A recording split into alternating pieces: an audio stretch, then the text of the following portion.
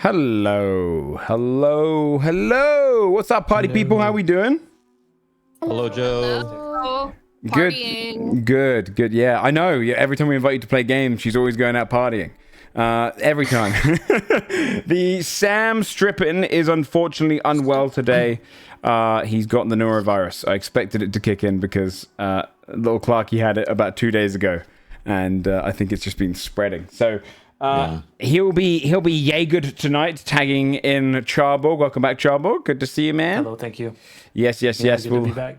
We'll pick up of where Charborg's been. Well, we know where he's been. But he'll get caught up on things. I heard tale of this whole piloting me while I'm not here. Don't worry, you'll see. That's good reason. That's good reason. I'll tell you this. There's canon reason for it, and we'll see why today. Before we dive into anything, is there anything anyone wants to shout out? Anything cool?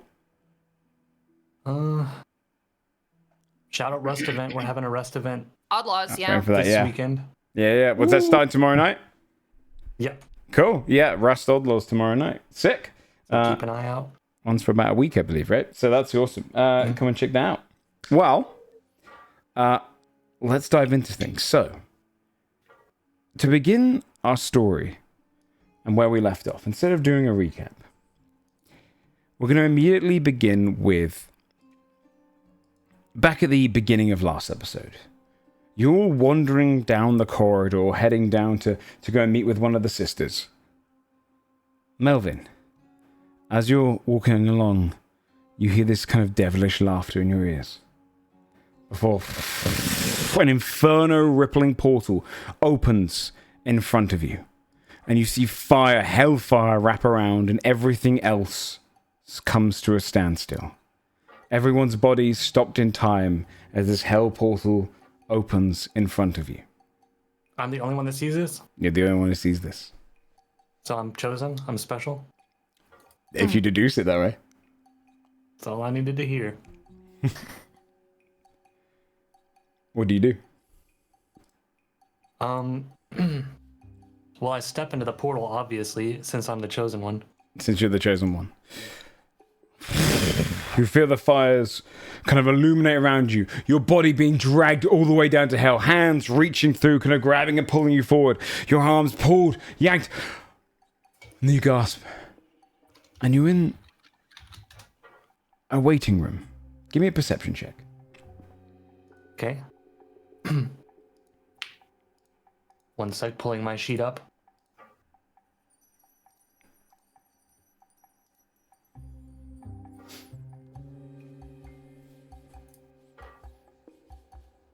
Okay, perception. Yes, please. Rolling. Right. About. Oh, 1 second. That's okay. You can. I'll tell you this as you're kind of doing this. You're 3. You're a little bit disgruntled. You feel at first you feel like you're warm, but you realize it's very cold in here. They've got like this almost magical AC unit in the corner. It's this kind of blowing fire into the room to try and heat it up. It's a freezing cold room. Everyone's kind of sat around. It's almost like a hospital waiting room or a doctor's waiting room. There's seats facing either side, ornate gold trimming and red. This kind of garish combo, so common with devils. You see various people there, from commoners all the way to other devils and eldritch creatures sat there in the corner, just kind of absorbing some of the light around them. And behind the desk, you see this great big, almost slug-like devil woman. You can see drippings of her, almost like this oily fat kind of falls off of her, and she keeps wiping off of the desk and continuing writing up notes. You see someone's waiting at the front, this very small, gnomish fellow who's kind of carrying behind him a chain with a devil attached to it. And you hear her go, in Inferno, you hear this voice. And he wanders and sits, brings his devil with him. You're waiting by the door. The portal closes behind you. There doesn't seem to be an entrance on this place, nor does there seem to be windows. Is there a line? No, it seems like there's people are waiting now and sitting down, but there's no line to the receptionist.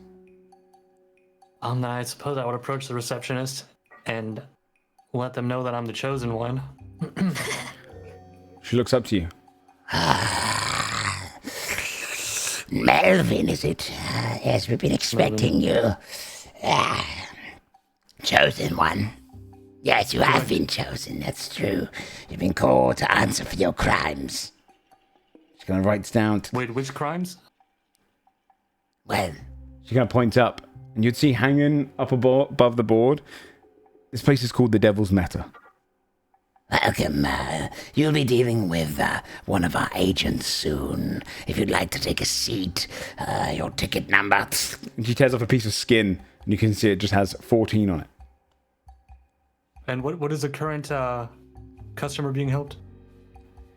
We're on number 2. 2? 2. And I assume the line moves pretty quickly down here, right? It can. Depends on how many of the laws have been broken. Who's in line right now? Can you point them out? Of course. She points to like 3 other individuals, and then over to the other side, you'd see a normal human peasant man, like a commoner farmer. You'd see the kind of eldritch creature in the corner. You'd see a half giant who's kind of sitting on this much larger chair, kind of broad, almost cyclopean character. Along on the other side, there's these kind of almost there's an Etin sat there reading the same paper, but kind of flicking between the pages together. And then I would say also like a kind of a little grung, a little frog man as well, who's just kind of sitting there tapping his foot. Can I get a feel for how bad these people seem and how long I might be waiting? Yeah, you give me an insight check. 7. 7. Hard to say. You've seen the courses of evil. Evil takes many forms. You have no idea. Okay, then I guess I would find an empty seat next to someone who doesn't look too threatening. Yeah, you can sit down right there next to the commoner. You'd see kind of looks towards you and goes, Hank, nice to meet you. No, Melvin. Oh, yes, Hank, yeah, I'm Melvin. Nice to meet you. First I'm time. the chosen one. Chosen one. Yeah. I've had people get called in for that before. Is your first time here? What brings... Yeah, first time. Yeah. It's not so bad. Yeah, as long as you haven't broken too many of the rules. How long is the list? I glance over at the list that she pointed to of my wrongdoings. Give me a perception check. See if you picked up on it. 9. It's hard to say, but you could only see, you don't know what the transgression is, but there was only one thing written down. Yeah, I think I should be out of here by the afternoon. Yes. Hopefully so. I'm number 27. Yes, give me one of the late 27. tickets. Ooh. A long conversation with me, apparently. I hope you're fun to talk to. Sure. Wait, what number do I have? 15. You're ahead of him by far.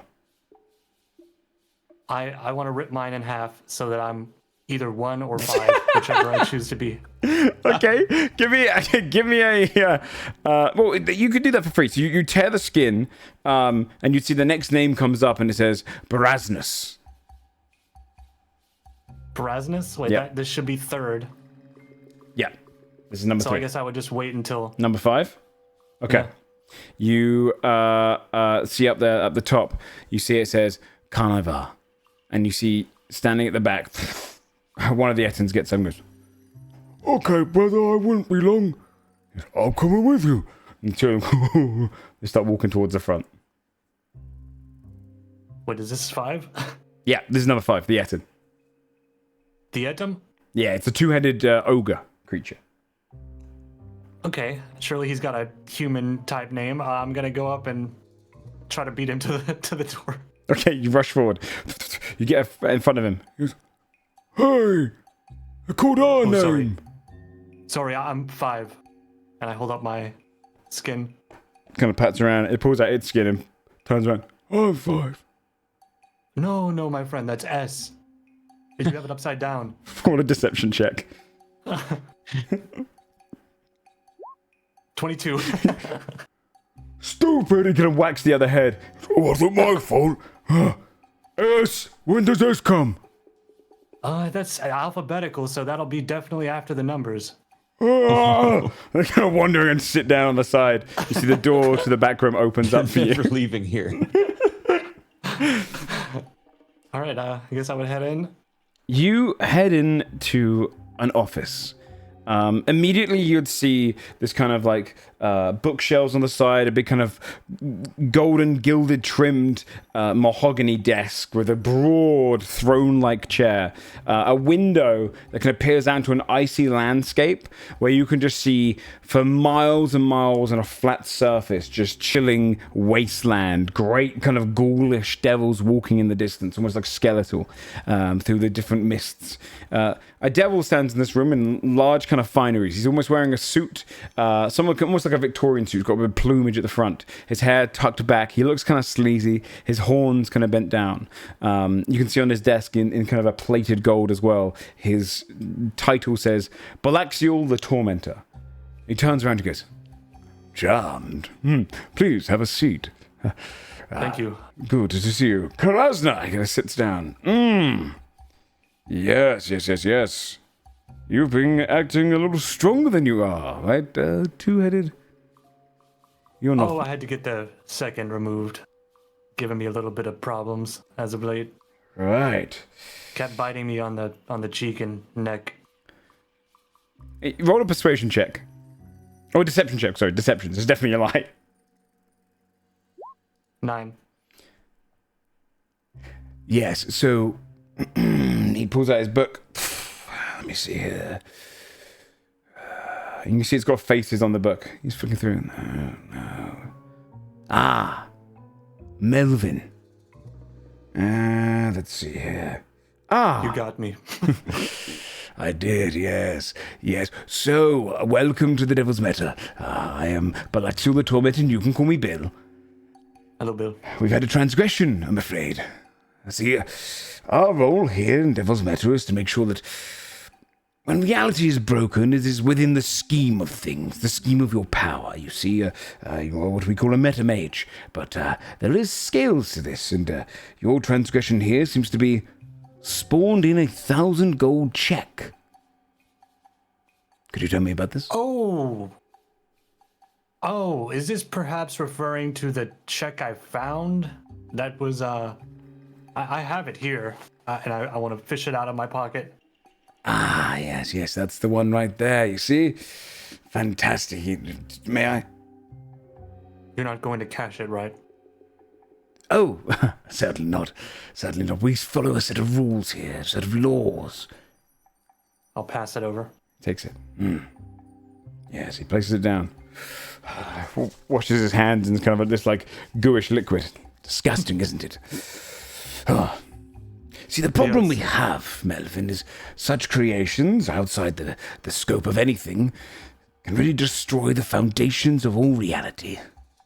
Doing so would unmake everything. So I'm unfortunately going to have to administer a punishment. Now, do not worry. Currently, your little party members have no idea you're here. We've installed one of our agents into your body. They are perfectly mimicking your mannerisms. They're like you're never left. Oh, you Yes. couldn't just pause time for a little while and we take care of this and then I go back into my body? We do that to open the portal. That's very, very... You couldn't do it for a little longer? I mean, I've only been here for like 45 minutes. Yes, it's true, but at the same time, I've got places to be, you know. I can't just keep pausing time. That would take all of time. Yeah, it'd So- take forever. I guess I get it. You're Yes. sure they're like pretty close to how I was, right? I'm not gonna seem out of place. No, our agents are the best. We've got some of the perfect ones, nailing down your mannerisms. Very, very talented actors and individuals. Our problem we have here, see, a check doesn't exist in this timeline. See, that's something that's more science fiction. And we believe in, bags of gold. So at the very least, if you're going to do something, you have to be in the scope of what makes sense. Unfortunately, this is breaking several of our rules and laws. So, this is what's going to happen. You're going to spank me? Of sorts, just metaphysically. Could you please, and he takes out a 4-sided dice, please roll this. Huh, okay. 3. 3. Ah, unfortunate. Now, whenever you roll a 20-sided dice roll from this point onwards, for the next 3 times a natural 1 is rolled, it will backfire entirely onto you. That means if you cast a spell, it will hit you instead. If you try to persuade, it will do the absolute opposite. If you do anything and it rolls a 1, the opposite effect will happen 3 times. Or, alternatively, as we are built upon the charity of all of our customers, if you could get us twice the amount of souls, so that'd be 6 souls, we can also just write off any wrongs and call this one quits. I mean, I roll pretty hot, so I don't think this should really come into play. I think I'm okay. Fair enough. The next 3 times. Very well. Well, Hey, I see a D20 right there. Can I show you real quick? He kind of looks... Melvin, you sure? 9. Told you. Yes. 13. Yes. 3. Yes. Little close. Yes. We can all roll great. Do you know what I have the power to do? This. And he takes out a... he takes out a 1d million. And he rolls this dice. You see, just scope of just million numbers just rolling in tandem. He goes, yes. As you see, that was my 1d10 million, I think. You see, here we have infinite power. Be careful with your scope. Now, to bring you back up to where things are currently. Your party has met with 2 sisters within this underbakery. One younger, the other one older. They are battling each other with sandwiches and gummy people that have turned out, later they find out, to be the creations of Green Greta, a mage on behalf of the underbaker, the baker man himself, Mr. Plebbings. Mr. Plebbings has created this army because Green Greta wishes everyone to be happy and has formed the halflings of this town into various baked goods and allowed his daughters to take them over. In the meanwhile, they have fed a French baguette to the mimic that is guising as a burger. They have found a mind flayer's perfectly intact brain, and that has been kept as a snack in the background, along with other various snacks. They have battled their way through a few things like great oozes made of jello, and found themselves a couple of measure of trickery items. They found 2 keys, along with a third one, after destroying a shell creature that said it was born as the shell, not the I yolk. just rolled a 1. Oh dear. Oh, I'm afraid you're dead.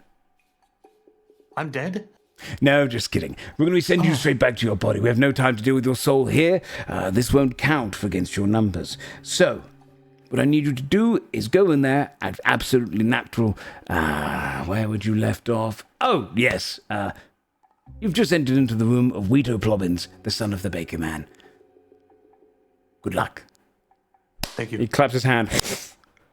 You form back in, and you are straight into the middle of the dungeon, next to all of your team, and the group of you are crowding around a man with a croissant for a head, and you find your belly is slightly full, and you're eating this person as they're screaming their last screams. And as a group, you're all eating a croissant man. Am I clothed? You're clothed. Okay. They didn't clothe you. That's your first thought. Weeto. Goodbye, Weeto. I mean, what? Yeah. Huh? That was his Bye, name, right? Weeto. We agreed on that. being- Goodbye, Weedo. Weird thing to say. You Did you enjoy your body wiki drops bits? Oh, I mean, no complaints here. That was. I remember exactly how it tasted, and it was good. I enjoyed. It was such an honor to share a head with you guys for the first time. Oh, you're right. That's so sweet. What bonding moment. Yeah, it's does really seem my thing, but Seems like I see the cool. appeal. I see the appeal. seems like a good bonding moment, guys. I'm glad we did this together. We could do it Wrong, again Melvin. right now if you want. With We who? could find another guy to eat. I'm kind of Yeah. full. Full? Oh, okay. Yeah, I'm kind of full. Yeah, I guess I am too. Maybe for breakfast tomorrow.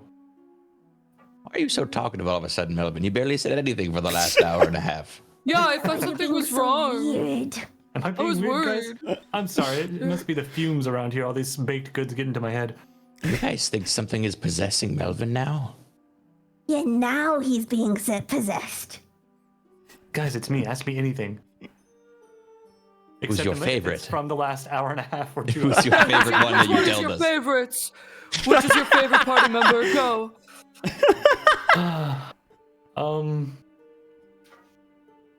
Do I glean any information from looking? Yeah, you can roll. About your favorite? Yeah. I'm trying to think of what they want me to answer.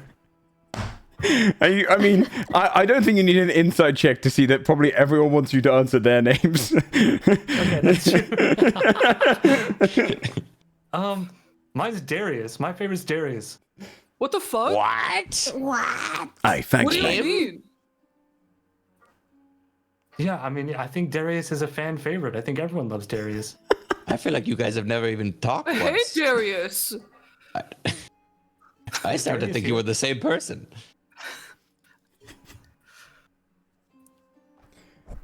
I have to ask a question.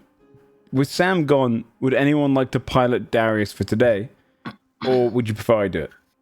Is it because I imagine it'd be rather Junie or Criken that couldn't handle that, and Criken already did it last week. And I don't know if Junie wants to do that at the same time as playing in the class. I don't want to. I don't Yeah. want to. I don't want to. How about that? I don't want to.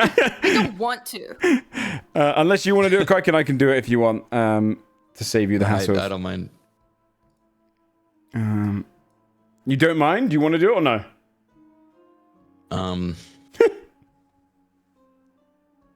You do it. You do it. Okay, yeah. I was gonna say it's a lot of pressure each week. The you just see kind of Get Darius a then. DM from Sam sick being like, "You've killed me."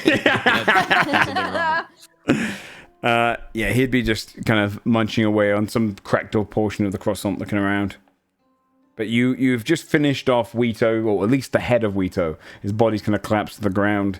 You see, like, there's almost this moment where he gets decapitated, where just butter leaks out onto the ground around, and jam as well, just merged into the floor. A sticky substance as he lies there, dead. But you're in the office of the Baker Man, above wherever Green Greta and the Baker Man reside.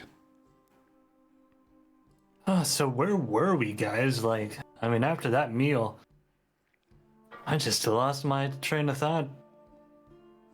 We have to go confront Green Greta, the Oh, duh, The hag. Of course.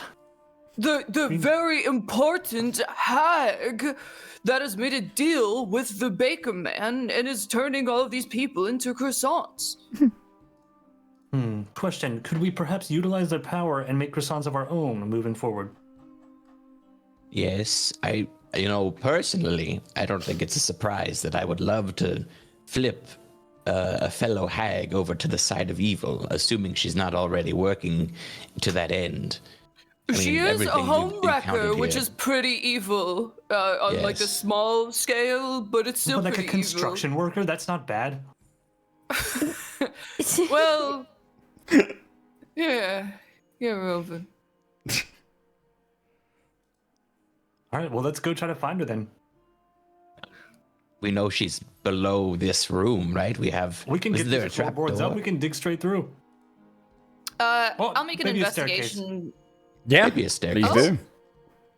I will start searching for anything out of place that may indicate a secret. You can do. That is a 16. 16. Okay. You would see over on the shelf a series, like, you look around the room, you don't find any secret kind of button under the desk. There's no kind of secret switch. You pull some of the various kind of candelabras and whatnot, and torches, but you don't find anything there. And you kind of deduce that on the great shelf there is hundreds of books. And you'd find some things. You'd find the first thing you'd find with a 16 investigation is you do find an alter self variation spell, which does allow you to become a construct. It is a small or medium-sized baked good and you can lie still looking exactly like one. So it's anywhere from like about a foot tall to a 3 foot tall, or about 4 foot tall, max Guess size. I'll hang on to this. I've always so you can't- secretly wanted how to big is the be a small end? cupcake. Small. You can have small down to about 1.5 feet. So it's probably about it's like a large baked good, almost like if a it was cake? you could maybe a little bit bigger than a cake, like a larger cake. You could be. You can see on the bookshelves. There is a lot of books. You with a 16 would be searching around them.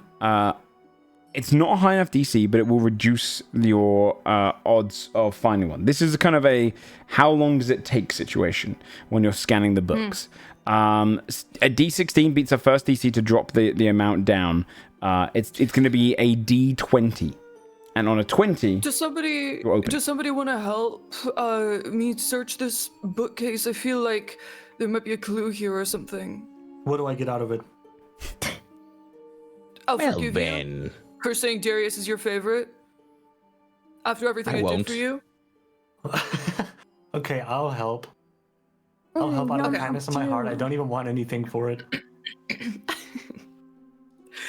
I have to roll I something? think So- I think the way that works is you can roll investigation or you can give me advantage. yes, you can rather, if you want to try and reduce the DC down even further. So basically, every time you fail the next DC, the search DC, a certain amount of Right. time goes by. 10 minutes goes by. I will tell you I have a +7 to investigation. Oh, damn. damn. I have a -1 to investigation, so how can I help you? So You could give me advantage. yeah, helping I'll you do can that. choose if you want to roll yourself or give them advantage, which you just set. If you just set and then Junie can roll again. Yeah, go for it. I'll roll again.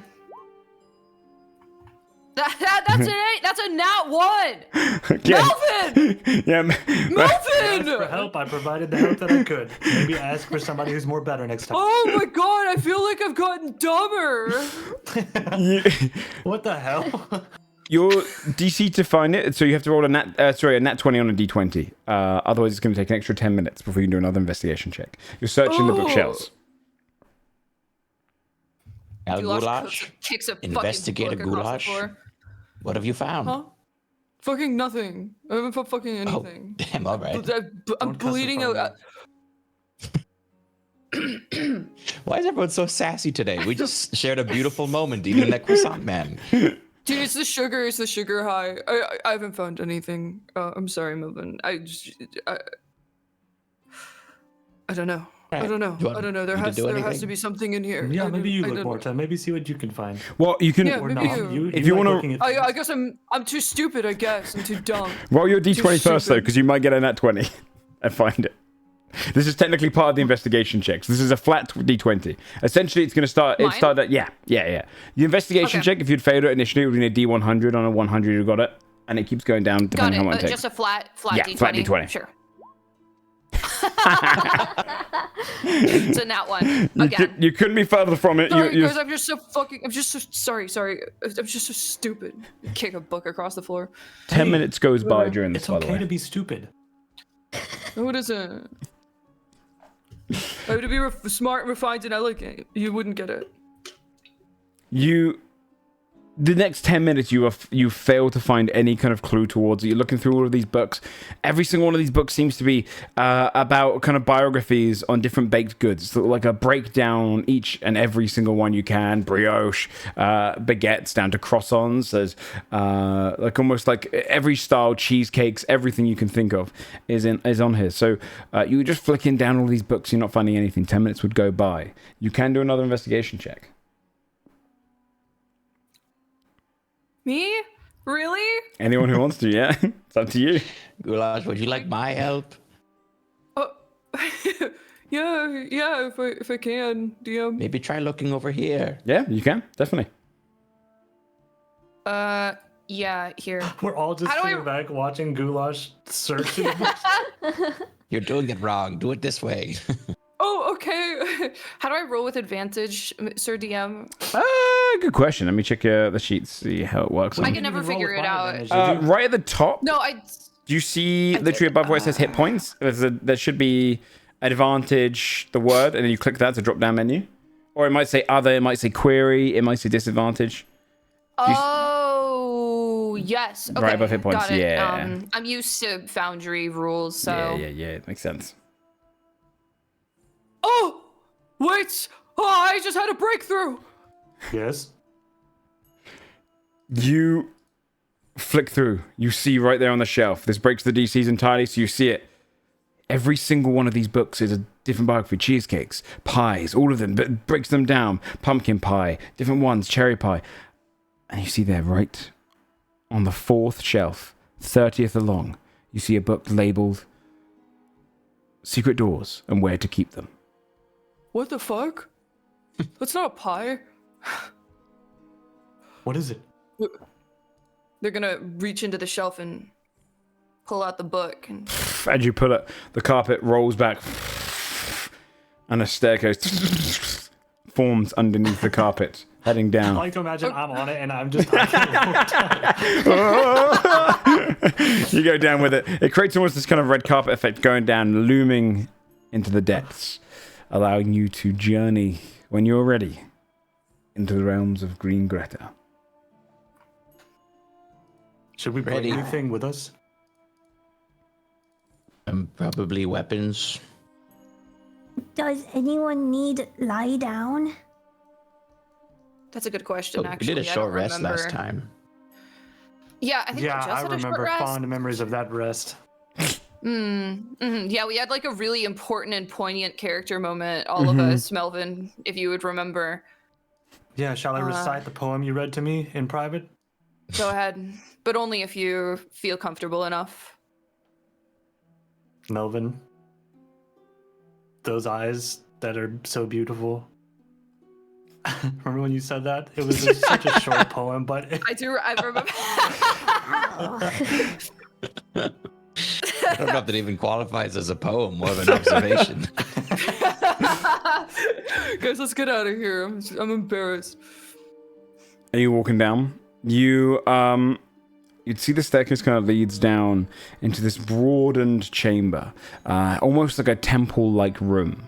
The moment you would wander down in there, you can hear kind of the sound of marching and almost like soldiers kind of calling out, "Yes, sir!" kind of marching in place. So my roll 20 is lagging. You would walk into this room, this great kind of temple. It has these lights which are clearly fake, illusionary, creating almost the effect like you're in the woods. You see trees looming over this glass-like ceiling, creating kind of pockets of light in this room. And you'd see right there, kind of in the center, a series of egg soldiers holding spatulas to their side. The eggs themselves are piloted. Instead of the shell-like one you saw before, you see now the yolk itself is almost ooze-like with a little face on the front. They kind of hold on to the shell themselves like they're in almost like their own form of mech. It's like almost like an armor for them. The 6 of them stand there at the ready. Their leader kind of looming at the top, holding a kind of great big lollipop. This melting ice cream merging kind of king stands there with a crown made of cones, looming down, his kind of almost whipped cream mustache pushing forward. He's kind of stamping his staff every now and then, and they change formation as you're wandering in. And past him, beyond that, you can see at the back, in front of this kind of almost altar and desk with loads of different kind of parchments, along with like a skull on it, writing away and designing different things for her cauldrons. You can see a much taller than Mortar, broader lady, large technically in size, only about a few feet, so technically pushed into large size. You see the kind of broadened form of Green Greta. She's smoking on a long pipe that creates these skulls coming out of it in this greyish kind of smoke, and she kind of leaves it and goes, Yes, my dear, keep testing it. and she looks at all of you as you enter. I'll put you guys onto the map so you can see where you are. If you want to put yourselves to the bottom of this map, this is the chamber of Green Greta. So you can see she stands at the back there, looming over her things, and then the Eggmen are all kind of front and center, marching to the orders of the Baker King in the center. I love the I love the art for her. Yeah, it's With cool the as hell. little Yeah, smoke. yeah. The pipe, you can see she's smoking it, and the various skulls, little screeches come out of it. You would see all of the kind of eggs turn and kind of stand side on as the king up here gleams down, looking across all of you, entering into the room for the first time. She puts her pipe down onto the side, onto like a little kind of rest. We have guests finally, the ones we're expecting, Mr. Plobbins. You see him going, oh, yes. Yes. And you see him step forward. Are my family harmed? Well, mostly no. Mostly.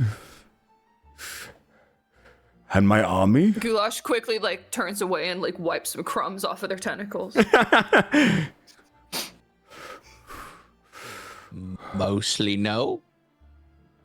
He looks back and Green goes, It's fine, we'll find more, my dear.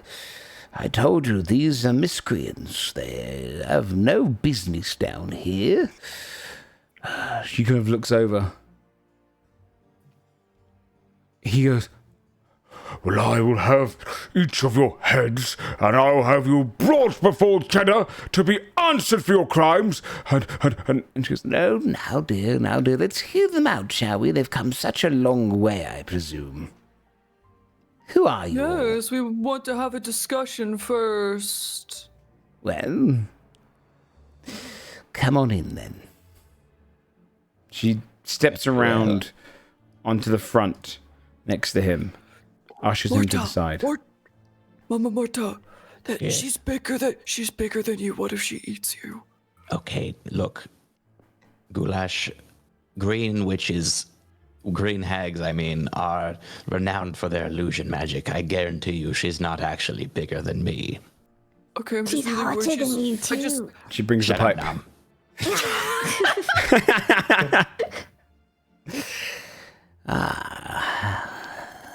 Another hag. Get your own Oh, spot, younger witch. mother. Are you one of those new upstarts that has grown in my absence? Your absence. Pray tell, dear. Who exactly are you? Who am I? Well, it was just a mere 100 years ago that the great Mama Morta fell in the woods to that foolish gold bard. Handsome gold, yes. Many of the sisters have heard this story. Many of them have heard it and laughed. Yes, you see, my dear. Covens come and go. Your death left quite a void for us. Took a few more years before the rest of us hags were hunted down, and during that time it was quite enjoyable indeed. Well, the party's over. Morta's back. And I expect all of you to respect that. You do you? What exactly has more to return to? Well, for one thing, a fucking mess. The land has grown fat and complacent. I barely see any wizardry and witchcraft around. These halflings, to be honest, I have appreciated your handiwork turning them into yummy goodies. But What do you mean it's too handiwork? little. That's an act of good. An act of what? That's an act of good. I've changed my ways, you see. I've learned that happiness is enjoyable. She blows a skull with a smiley face. Wait, did you say happiness is enjoyable? Indeed. I But enjoy I'm it. happy like being evil. No, I was once too. You see, I was rehabilitated, changed. I learned the error By of my what? ways. Well, of course, by the fantastic and divine court of heroes. They put on quite a school, you know. That handsome gold you dislike so much is quite convincing. Don't tell me you were brainwashed by him. Not washed. I mean, perhaps to an extent my brain was cleansed of all of its ill thoughts. Now, So literally, yes. yes, I suppose you could say that. But I believe I was fixed. You see, I had problems before. I enjoy the torment of others now. Now it frustrates me. I find torment frustrating. I'd like to fix things. Baked goods, they don't receive much torment. My cooked goods, they are happy. Everything is happy when it is won. Well, What did they do to you there?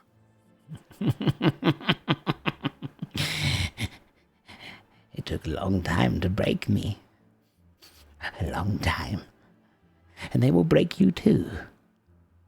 Once I'm done with you here, I will send word for them, and they will reward me. you are the lapdog of good. You are a disgrace to hagkind. We will fix you one way or another. Whoa. My dear, it is your brains that need washing, and I have quite the solution. She looks down to the Baker King. His little army could probably handle you lot. You don't look like anything dangerous to me. But shall we have a little old school fun? A hand Question. claws at the side. Yeah? Are you referring to the eggs as kind of strong? Yes, the yokelings, they are. A formidable lot, those ones. And we could create thousands of them with our chicken. Millions. They will Wait, which chicken? This one? I'm gonna hold up the head of Simon. Oops. Is that my sweet Sean? Oh, shot. Yes, no, he's mine now. Don't worry. That was my pet! You've stolen from Gangrene Greta. Green Greta, Green Greta. mad. Green Greta. Oh, there she is. Oh, there she is. there No, I knew no. Come on out, she girl. was there. Come on. No, dear, now, dear, come on to some good old rivalry fun. Happiness, squeaky, I'm happy. I don't think you are beyond redemption, Gangrene Greta. And I believe we are your salvation. Salvation. And how do you propose that? Would you like to come upstairs and see our handiwork? What have you done upstairs? I think you'd enjoy it. Kind of lowers her pipe. Roll a persuasion check. Well, not my strong suit.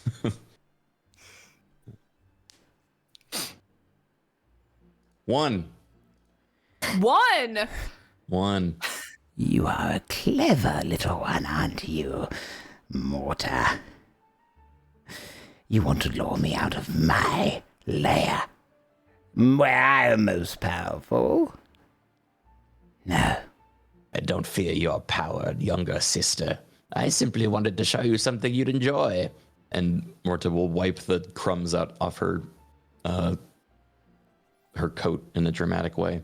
You see, as you do that, you see making.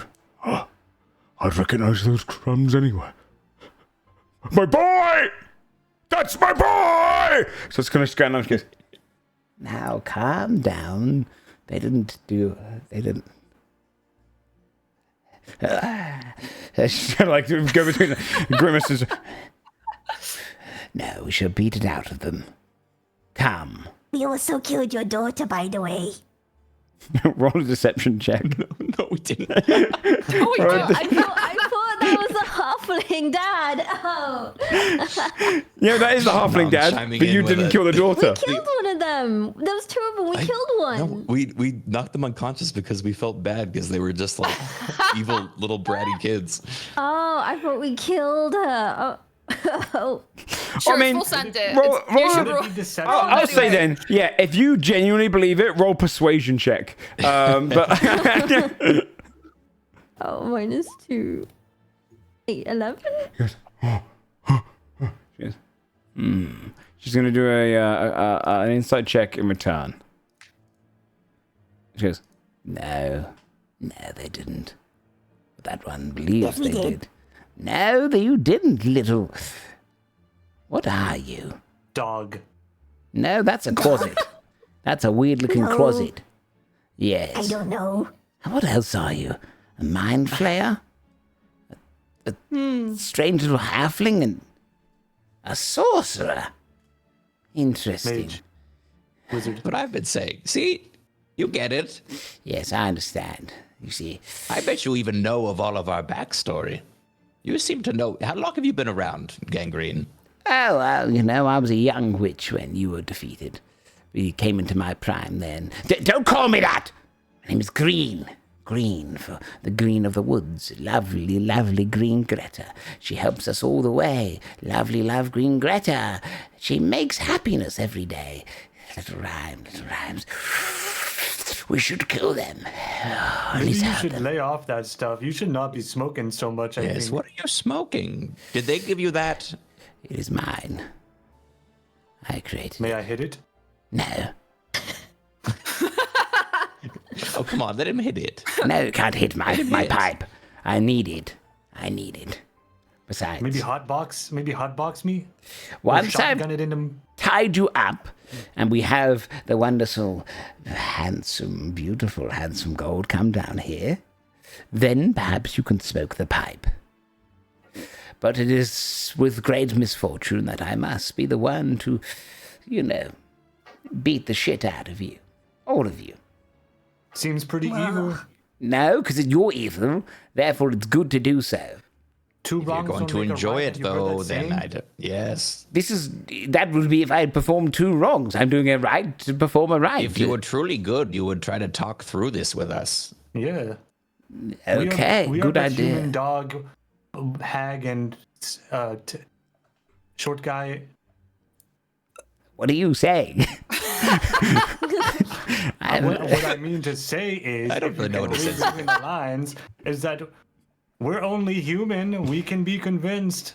Yeah, I'm just an octopus. I think only one of us is human, Melvin, and No, I'm that's not you. human. Yes, I think yes. you guys are honorary humans. I think I can speak for you. Okay. You're right. Okay, though. little offensive. You're correct. I beg of you then, in the name of good, give up your arms. Throw down your wares. Come No. peacefully. Well, you can't blame a girl for trying. Okay, well, shall we get to it then? she pops a little pipe onto the front of her coat and it hangs on this little bit, cracks her knuckles. I'll try not to kill any of you. You're better worth alive to handsome gold than dead. Shall we roll for initiative and get this thing over with? You hear at the back, you feel the heat of the fire of a portal forming for a second and then it fades. You see, she goes, Yes. Let us do battle. cracks her back. And she's going to kick into a fight. You can roll initiative, everyone, as we are going to kick into a little bit of a battle. Now, to teach you something new for Charborg and for Jinx, and to keep everyone who might be new to this in the know, this is considered a legendary encounter. It's still an early legendary encounter, but legendary encounters come with some different mechanics from the enemies. On each of the eggs are going to have their little turn. Legendary encounters make it so that she can go on turns outside of her turn. So after you finish a turn, she can take a little bit of a legendary action. It's basically to keep bosses fluent and more dangerous. So she goes between you as well as on her own turn, gets certain actions she can do.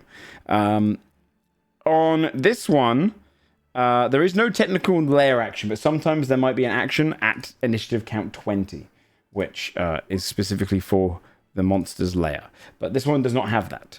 I'm also going to be piloting Darius and his two dudes. Let me put those guys onto the board as well. And then we'll dive in. I'm gonna enter immutable form as my reaction. Sounds good. And gain my 10 hit points. Keep Bakerman alive. I just want to see something. Wait, which one's Bakerman? The man that looks like a baker? The one that has a crown, I think. He's got a lollipop. God, yeah, we've got to lick that lollipop. We gotta lick that thing. So let's go I roll. want Gangrene alive too. Indeed.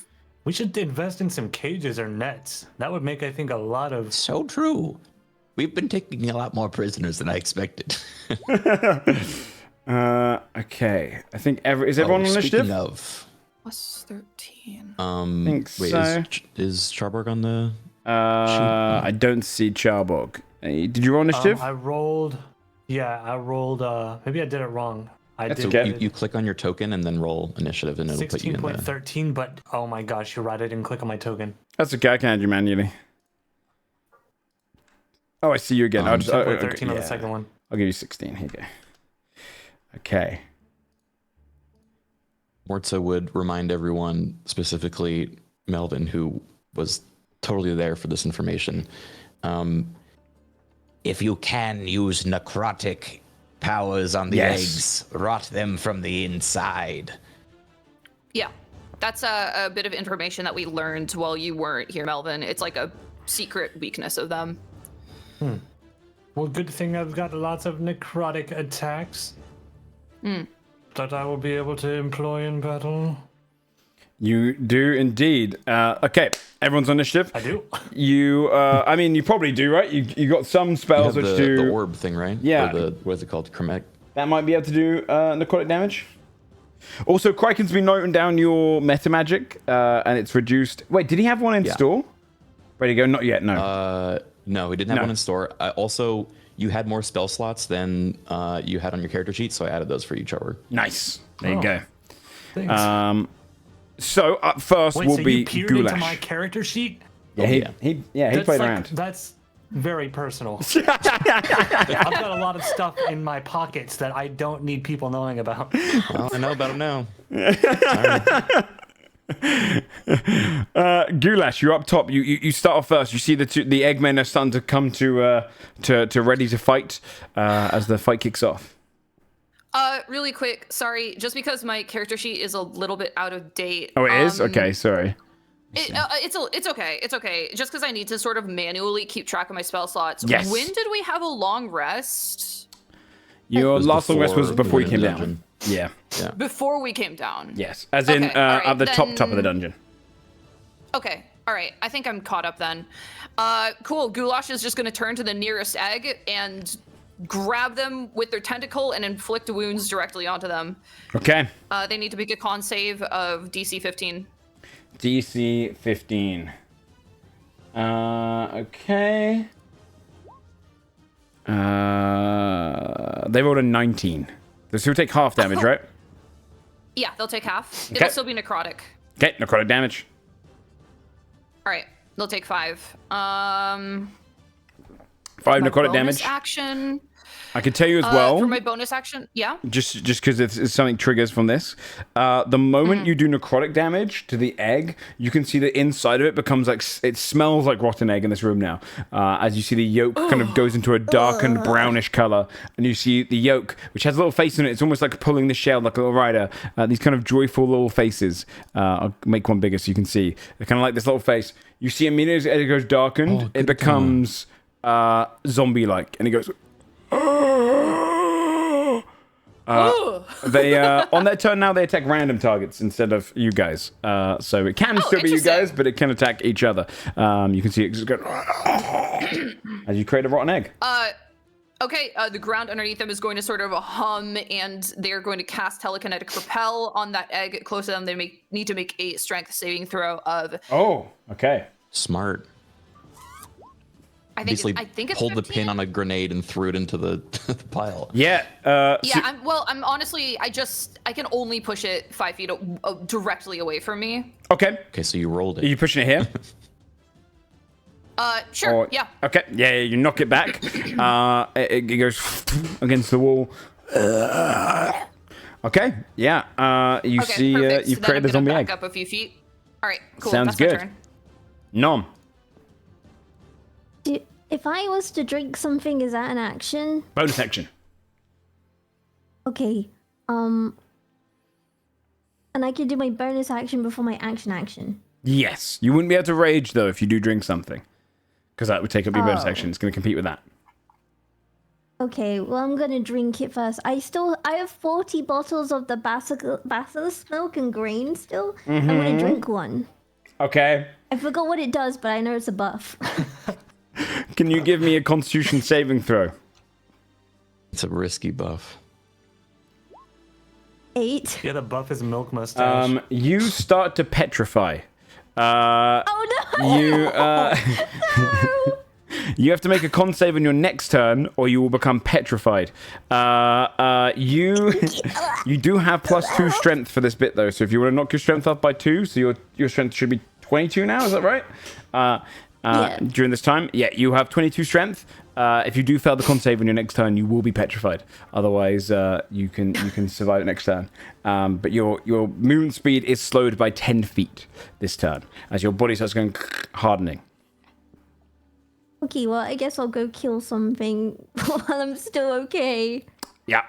I'll go over here, and I can't rage, but I can still recklessly attack even though I'm not raging. Yes. Okay, I'm gonna recklessly attack that boy. Okay. 25. 25 hits. 12 damage. 12 damage. He's bloodied. I can tell you the bloodied condition on these guys. Their shell breaks open quite a bit. So much of their yolk is kind of revealed. Bits of it kind of like glooping and hanging out. Their AC drops from what it was 15 previously to 8. Their AC is much lower when they're bloodied. So you can see they're kind of much more open, vulnerable to attacks. But he's extremely hurt this one. You cut into it, see the shell break apart. Portions of the goop drop onto the ground. It goes... Ah! It looks hurt. Ugh. Guys, Nom doesn't feel very good. From our point of view, Nom just goes, what? And now starts hardening. My turn. Darius will go, all right, lads, let's get him. He's going to start swinging. His first strike he's going to do his unarmed strikes twice. Yeah, he'll do his unarmed strike. He'll do one against the one next to him. Which is only a 6 to hit. So you'd miss that. So he punches again. Which is a 12, because he technically shouldn't have advantage. Let me turn off his advantage. Should be queried. But it'll be 12 to hit, which does hit. So he can do 7 points of damage. He just smashes his fist straight through this one, killing it. And he goes, all right, boys, get him. And he's going to separate these two lads. So they go off and start fighting the eggs. Presumingly that's what you guys would want to fight the eggs, yeah? Yeah. Okay, then these goons would rush in there. They'd go in with their knuckle dusters. One on the left first. 9 does not hit. 21 does. And it does 10 points of bludgeoning. It rolls pretty damn high on that. That one's also bloodied, so it's... I'll put a little bloodied symbol on it. So its AC is lowered. Okay, that's going to bring us around to this egg's turn. It's going to move forward. It's really in range of up to 4 people. It's going to be... Well, I'm just going to choose the 2 closest targets and roll between them. It's going to rather be the goon or the egg friend. It's going to attack. On a 2, it's going to be the egg friend. On a 1, it's the goon. Okay, it's going to attack his egg friend. Immediately, the egg soldier turns on his friend. These guys are fun. I forgot about these mechanics. He's going to do a fry attack. He does a little attack, which he uses this one. So he does 12 to hit. That would hit that one because it's been bloodied. And this should do fire damage instead of its usual damage. 6 points of fire damage. You see as it raises its spatula and it brings it down hard on it, you see it kind of burning end of the spatula lands straight into the yolk and boils it, and you see the yolk completely hardens inside as the egg kind of falls to the ground. That one's dead. And then it goes steps forward a couple of spaces. This egg here is going to attack the goon next to it. It is going to do a I haven't looked at these guys in a while. Is going to try and poach the one next to him. So what it does is it does a contested grapple check to try and dip its head into the yoke and start drowning it. So it does a strength check, which is only a 4 versus the goons.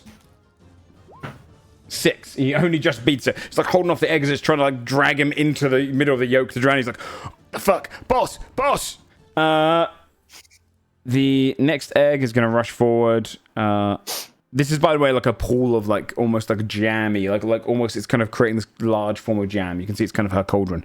This one's going to rush forward towards the goon. Attack that one. Also go for a scramble attack.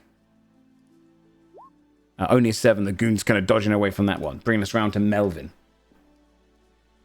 For my turn, I point to the lollipop wielding guy and say, "You, can you understand me?" Yes. Yes. Good. And I pretend to push up my glasses. Then that means my suggestion will be not falling on deaf ears. I perform suggestion. Okay. You have glasses? That's awesome. I'm just pretending. I do suggestion, and I say, "You've had a long day. You've been doing so much. Why don't you take the rest of the fight off and go play?" Okay. Let's see here. Does he have advantage on this if you find him? I don't think so. Okay. So he's going to do a wisdom saving throw. He gets it. He goes, yes, that's not a bad idea. I have been rather busy leading this army, so we'll do just that. It seems like he's going to follow the suggestion. Okay. Then the next part of my turn, I will get in a favorable position up on the high ground. Wait, how many squares can I move? Is it Up 6? to 6. 6. All right, I'll go over here. Okay. And shit, I guess that's all. Okay. Very nice. Very nice indeed. She is going to take a legendary action after your turn. She's going to choose... annoyed by you, I think, doing the suggestion spells. It is concentration, so you're holding on to this. She's going to target you with her vicious mockery. She goes... And you see a smoke cloud float straight towards you, and it shows a little puppet you performing spells, but all of them are kind of failing around you. It's like making fun of you, this little kind of puppet show in the smoke. Please make a... sorry, just double check. I can't remember if it's intelligence or if it's... sorry, 2 ticks. I think it's wisdom. Wisdom saving throw. Yes. Yeah, wisdom saving throw, please. Wisdom saving 12. It is exactly her DC. Her DC is only 12. So you just managed to succeed, kind of looking past, realizing it's an illusion. You realize this doesn't affect you. It doesn't insult you. And she goes, kind of peering around to the next target, but you're unaffected, which leads us to Goulash. My own friends bully me harder than that. You're going to have to try a little bit harder. Yeah, get visceral. These two are dead, so they bring us right round to Malta. Morta will point her finger at Gangrene Greta and say, "Let me remind you of the old ways." And then cast Hunter's Mark, and I'll do the, what's it called? Unspoken Name. Unspoken curse. Name. Okay. Yeah. And as she does that, her back elongates and she stretches and enters her like cryptid form, and then I'm gonna like spider sprint towards her. Okay. 5, 10, 15, 20. So I do walk past 2 eggs if they are going to try to attack. Yes, they will. They'll both go for a little scramble attack. Unnatural 20 and 14. Do either of those hit? Nope. Okay, yeah, your AC's high. Whoa. You see him swing by, hitting against your cloak as you just rush past the eggs. Very nice. And then I smack. You go for the her smack. with Go for staff. Yeah. 23 it. 23 would hit. with 14 damage. 14 points of damage. Just to make a wisdom saving throw when you hit. Is that how it was? Or when she starts a turn in your aura? Oh, it starts her turn in my aura. Okay. Yeah. You do have, by the way, I don't know if you've seen this, you have the topple effect on your weapon because you're a ranger, so you get a fighting thing. I will use that. I always forget that. Yeah, I'll use the yeah. topple. So it's a con save of 12 for her. 18. She does hold off on it, but you kind of see her wobble a little bit as you whack her across the face with the stuff. You and I will do battle. Just kind of smokes to get a bit of her courage back. Okay, nice. Then at the end of your turn, she'll take her secondary legendary action. She's gonna do a little fun one. She'll target someone else. She's gonna target. Who's within 30 feet? Let's see. Nom. She targets you, and she goes, You could use a little fattening app. twists her hand towards you. You see a bunch of food just goes straight towards you, like almost this illusionary food. It's almost like the scene in Hook. And it goes, make a Constitution saving throw, please. Nobody wanted. You can choose to fail if you like. Do you want to choose to fail? You're about to in real life. petrify, and you're like, also. Do you want to choose to fail, or are you going to try and succeed against it? Is the food real? It's illusion. It looks real, but it's definitely ghostly. It's like ghostly apparitions of pastries and foods and I candy. guess I should fight against it. What do I need to do? Constitution saving throw. Testing. Oops, sorry, I Boom. thought I was muted. It's okay. You're good. You're good. You see, as the food kind of goes into you, it doesn't go into your mouth. It forms into your body. You feel it like tries to change you a little bit, and you fight off against it. You hold off. That's the end of her turn.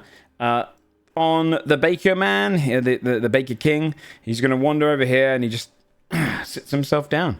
He's technically prone because he's sat down. He follows your suggestion as long as you're concentrating. He goes, I'll join in later. And he's going to end his turn there. This egg is going to rush down here to fight off Nom. It's going to come in. This one is going to do actually, it's going to do its little cone effect. It's going to do its boil. It goes and then spews burning hot yolk in a cone that would hit Nom, and it would go to Nom and Darius. So both of you have to make a dexterity saving throw, please. Boom, 17. 17 is good enough. You're Darius. I am Darius. 10 is exactly on the DC. The DC is only 10. So you both succeed it. You see as this boiling hot yolk goes straight past both of you, missing you. And then it comes round to Greta's turn. Greta, on her first turn, is going to summon up one of her special abilities. So, another little legendary feature for our new players.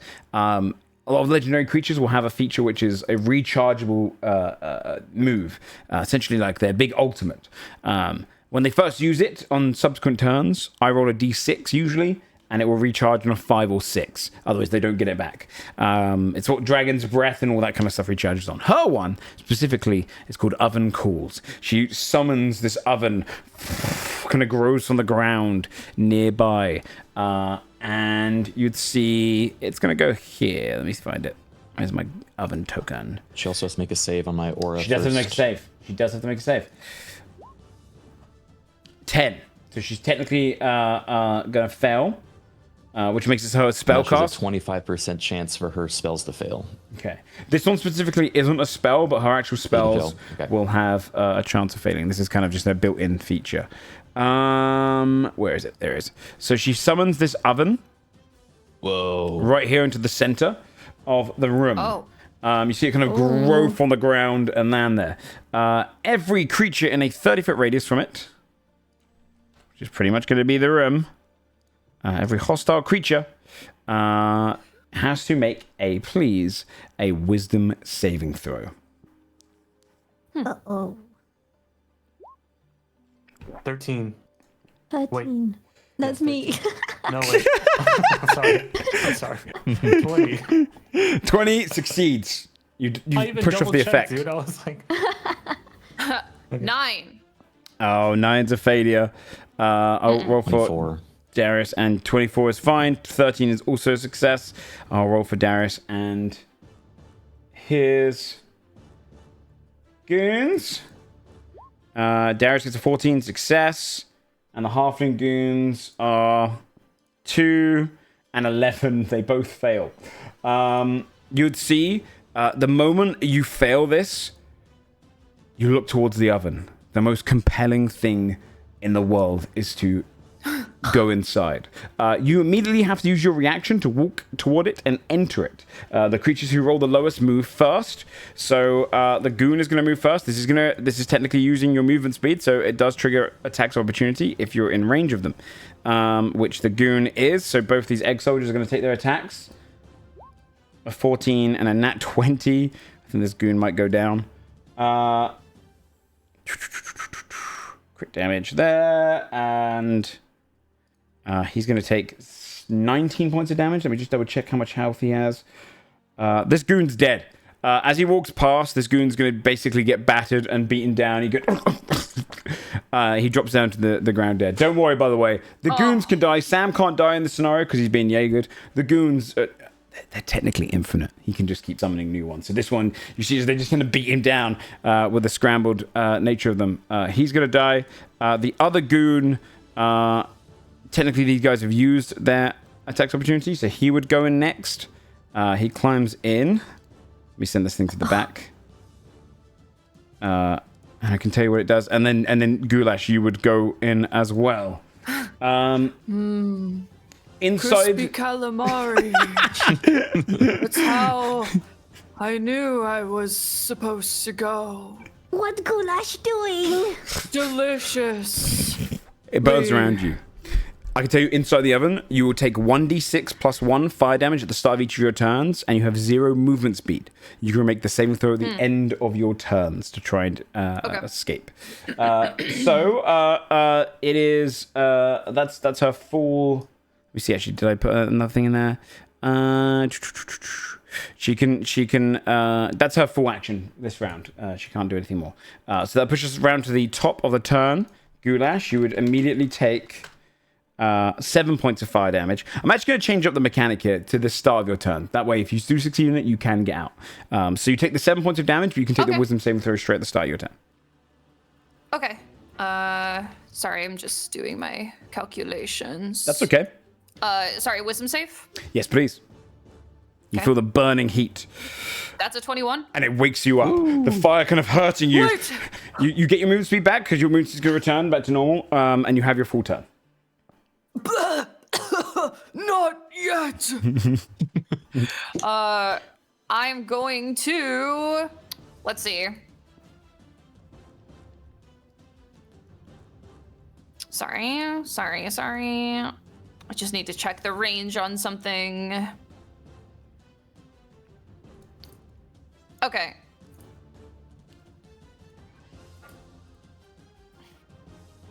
I move 10 here. I can move like... I don't want to go close to the egg. I don't want to go close to the egg. But I'll go here. Okay. And I'll attempt to cast Tasha's Hideous Laughter on the hag. Okay. She has to make a wisdom saving throw, right? Mm-hmm. 15. 15. She's not great at these. Okay. She rolls a 14. Perfect. This is why I'm going to do this. So introducing to another thing legendary creatures can do, but one of the caveats I have, so for players that haven't played in my games, a legendary resistance is used. She has 2 of them currently. She's a lower level boss. This means when she fails a saving throw, she can choose to succeed instead.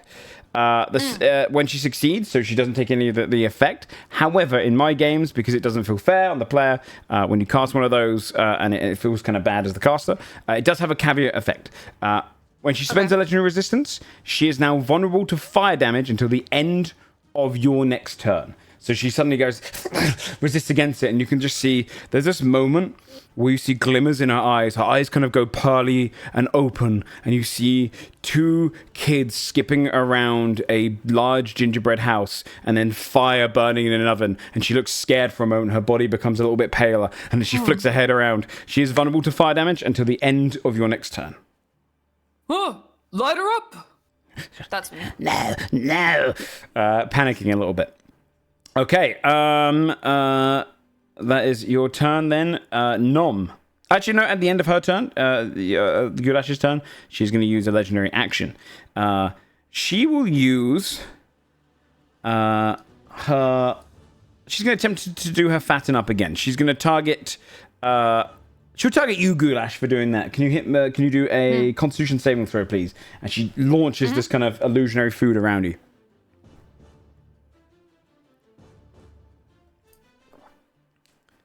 A 10. A 10. That is a failure. Until the end of Greta's next turn, you see suddenly you go extremely plump. Your weight is 8 times what it is now. You massively become massive and plump. Think I did like Willy Wonka and the Chocolate Factory. Your movement speed is considered halved. We all stop combat and point. You kind of your movement speed is halved, and you can't take attacks of opportunity whilst you're under the stick. You bitch! Enjoy. Kind of smokes on a little pipe, looking around, getting a little bit of her own back on it. Nom, it is your turn. Could you please make a Constitution saving throw? God, please, Nom. Please. 19! You push off the effects of it. You also this, okay? Under the effects of this one, you maintain the +2 strength, but you're going to maintain it now for, I think it's, let me double check the potion, because we should have rolled last time. It'll be 1d6 turns. So if you want to roll a 1d6, it's technically how long it should last for. Okay, 2. So you have it for your last turn and this turn. So it will end at the end of this turn, but you still have the +2 strength for this turn. Ugh. Now I'm feeling more spry and not fat like goulash. Okay, I attack. Sorry, it's 1d6 +1, so you actually have it for this turn and next turn, so you're good. You got to go till next turn as well. So yeah, you're good. You would see just beside you, by the way, there's the 2 eggs, and then the 2 eggs over here. And then the only other combatant is her. So wherever you want to go.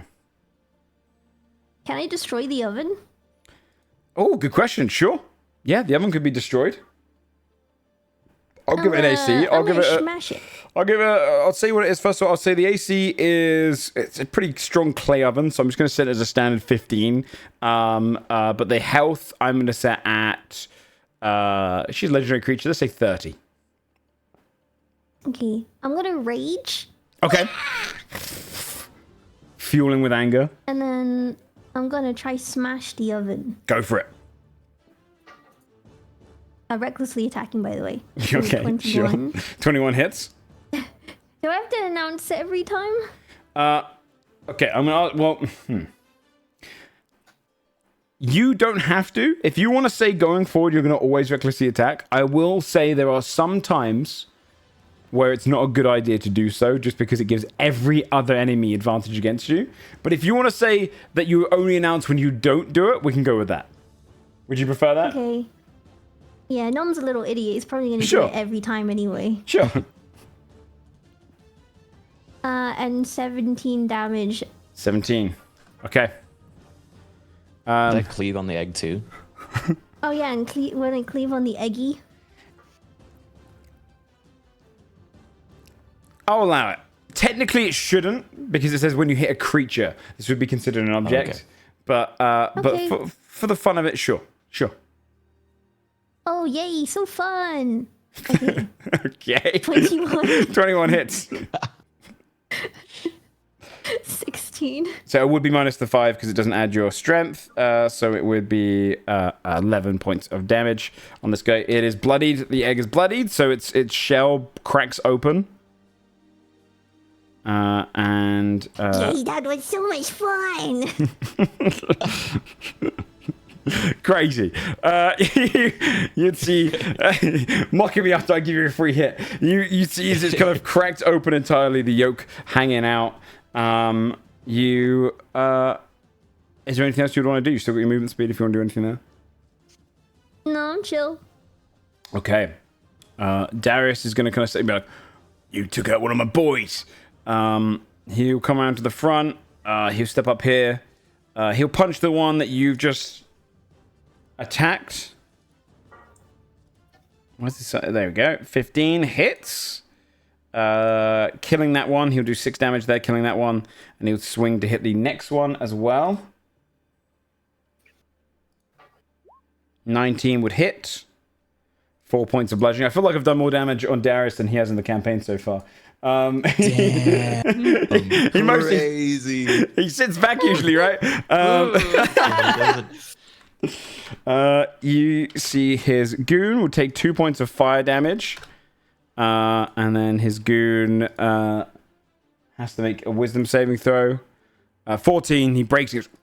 Oh fuck! Kind of climbs out of the oven, rushes around here. He'll attack the zombie one. 13. Is this guy bloodied? He's not bloodied, so it's going to miss. He's kind of shaken up. It doesn't do anything to him. The zombie one is going to roll a... this is going to be a D3. 1 is going to attack his egg friend. 2 will attack the goon. 3, he'll move in place to attack you, Goulash. He moves in place to attack Goulash. Steps forward. Scramble attack with Fry.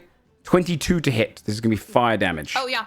4 points of fire no damage. problem. You just feel the spatula slap against you. Okay.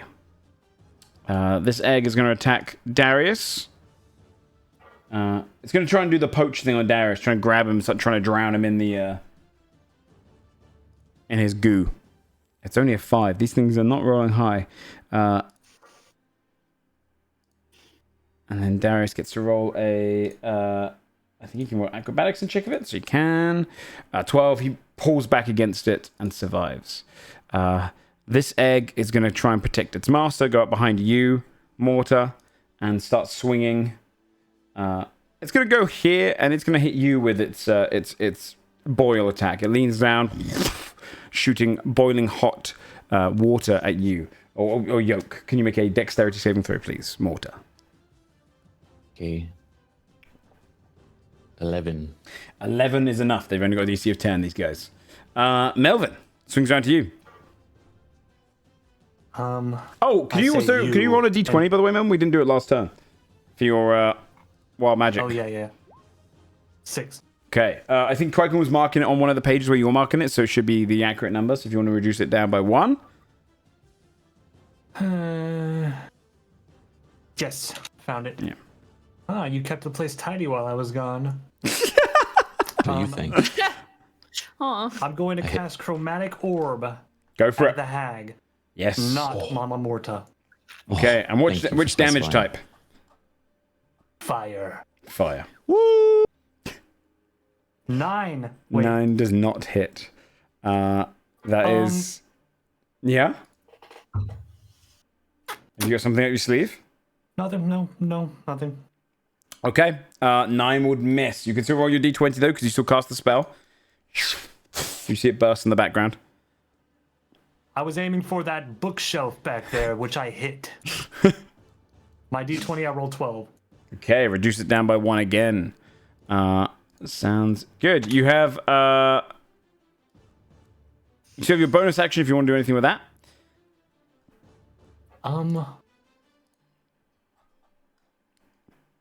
No, I freaking don't. Freaking don't. Okay, no I think problem. I'm just gonna end it there before I embarrass myself further. Yeah, I understand. Okay. So I'm just signing into my D&D Beyond as well, so I have that ready in case we have any rolls on the thing. You pass your turn. At the end of your turn, she's going to do a legendary action. you're gonna see as she's gonna create 3 versions of herself, almost splitting into one. And then on her turn, she's gonna appear in the one that's real. So I'm gonna secret roll here, and it's gonna be decide which one she's in. But you'd see 3 appear of her, 1 down here, 1 down here. She's technically one of these right now. The other 2 are illusions, which can only be found out by attacking or doing something akin to. It'll be your turn, Mortal. She shifts. Yes. You don't know which one I am. You can hear it kind of almost echoes across each one of them, like, You don't know which one we are. Cool. Does my hunter's mark follow the right one, though? let me look up Hunter's Mark. What does it say exactly it does? Does it, that too. because does Hunter's Mark, can it track invisible creatures like that? Let me see.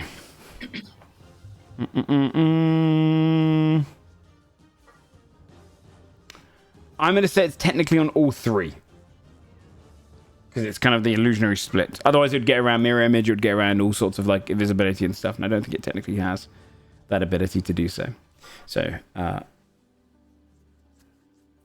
she is, you see it on all 3.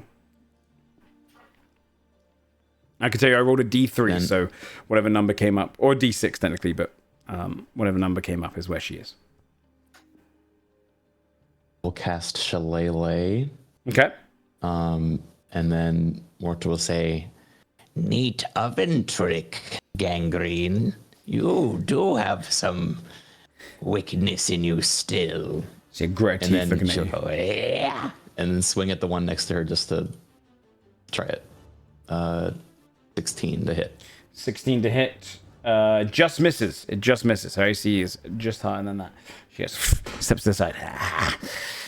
Each of the voices kind of speaks at the same time. You know nothing of my magic. And it's green, Greta. She dodges your attack. All right. And that's all I got. The Baker King, I mean, you're still concentrating on the suggestion. He's just chilling out. He's like, I'll be there shortly. Just give me some time. How's he playing? What's he doing? Yeah, how is he playing? He's you're right, he's playing. You can see he's taking off bits of his melting ice cream body, and instead of kind of, he keeps fixing it. He's obsessed with like fixing it back, almost like he's pushing his hair back. Instead of doing that, he's taking off portions of it and he's building like a little ice cream tower in front of him. And it keeps kind of melting and collapsing, and he's rebuilding it, trying to get as high as possible. Using like one of his cones from his crown to try and keep a structural integrity going. On Green Greta's turn, just to make her saving throw. 5, so she is under your effect now as well. She does have Bane as well on her, so I'll take that into Oh, yeah, I account. forgot about Bane. Nice. Yeah. She is going to... she can do... Where's her multi-attack? She can do 1 ladle attack and 1 spell, or 2 ladle attacks. She's going to do a ladle attack, swing against you. Why is that? Hold on, 1 second. Ladle attack's marked wrong. Where is it? Here it is. It is going to do... Here it is. It's a 23 to hit. On me? Yes, yeah, sorry, on you. That will hit. Oh, sorry, this should have happened. She appears where she actually is. She was in front of you the whole time. I knew it. Very clever. 23 Thank you to for not hit. moving. I'm gonna have to roll This this is really annoying for me. let me see where it is. +4. So it'd be 1d8 +4. 11 points of bludgeoning damage to you. As she just kind of swings in and yeah, I'm assuming 23 hits, right? You said that? 11 points of bludgeoning. Yeah, so, and then she's going to do a cast of a spell. She's going to do She only do an action or bonus action? This is part of her, so she has a multi-attack, which is 2 ladle attacks, or she can replace 1 with a at-will spell. So one of her at-will spells is Ray of Sickness. She can't use her good spells. She's going to do Ray of Sickness. 25% chance it fails too. Yes, 25% chance it fails. So she tries to shoot this towards Melvin. She's going to try and break your concentration. But I'm going to roll a d4 first. On a 1, this fails. So it succeeds. Ray of Sickness comes straight towards you, Melvin. You would see a... oh, she has to do a little spell attack. So it's going to be... Whoa, 1d20 plus 4... Does a 13 hit you, Melvin? What's your AC? That's armor class? Yeah. So she also has Bane on her, which I just realized. Oh, yeah, Bane. Didn't apply that to one because I did that manually. The Bane was on the 23. Oh, it reduces it by a d4, so I'm assuming a 9 doesn't hit you. Sorry, it's because I was rolling the Rare Sickness manually. No. You see, it just shoots up to aggressively staring down at you as her spell would fail against the wall. Yeah. She just grunts you away. That push on to... also apply to the attack on me, which was the 23. That is the one that it applied to. Because some of them I've got already worked into a character sheet. I have to roll the Rare Sickness naturally. That wouldn't hit me either. No, as in she rolled a 23 with a -1 on the Bane. She got a 24. Oh, okay, sorry. Yeah, sorry. I misunderstood. That's all right. That's her turn. Goulash. I'm gonna telekinetic propel this egg away from me. They need to make a strength save of 15.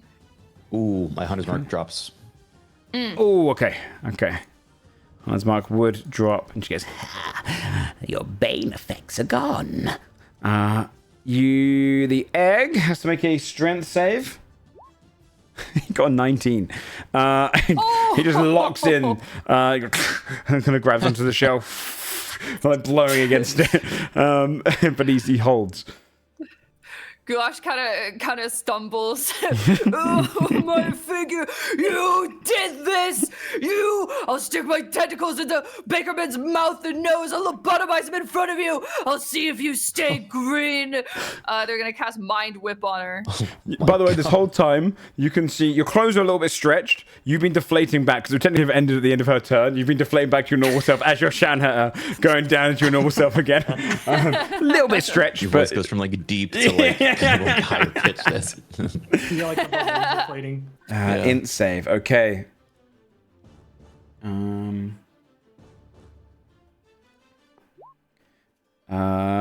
She got a 14.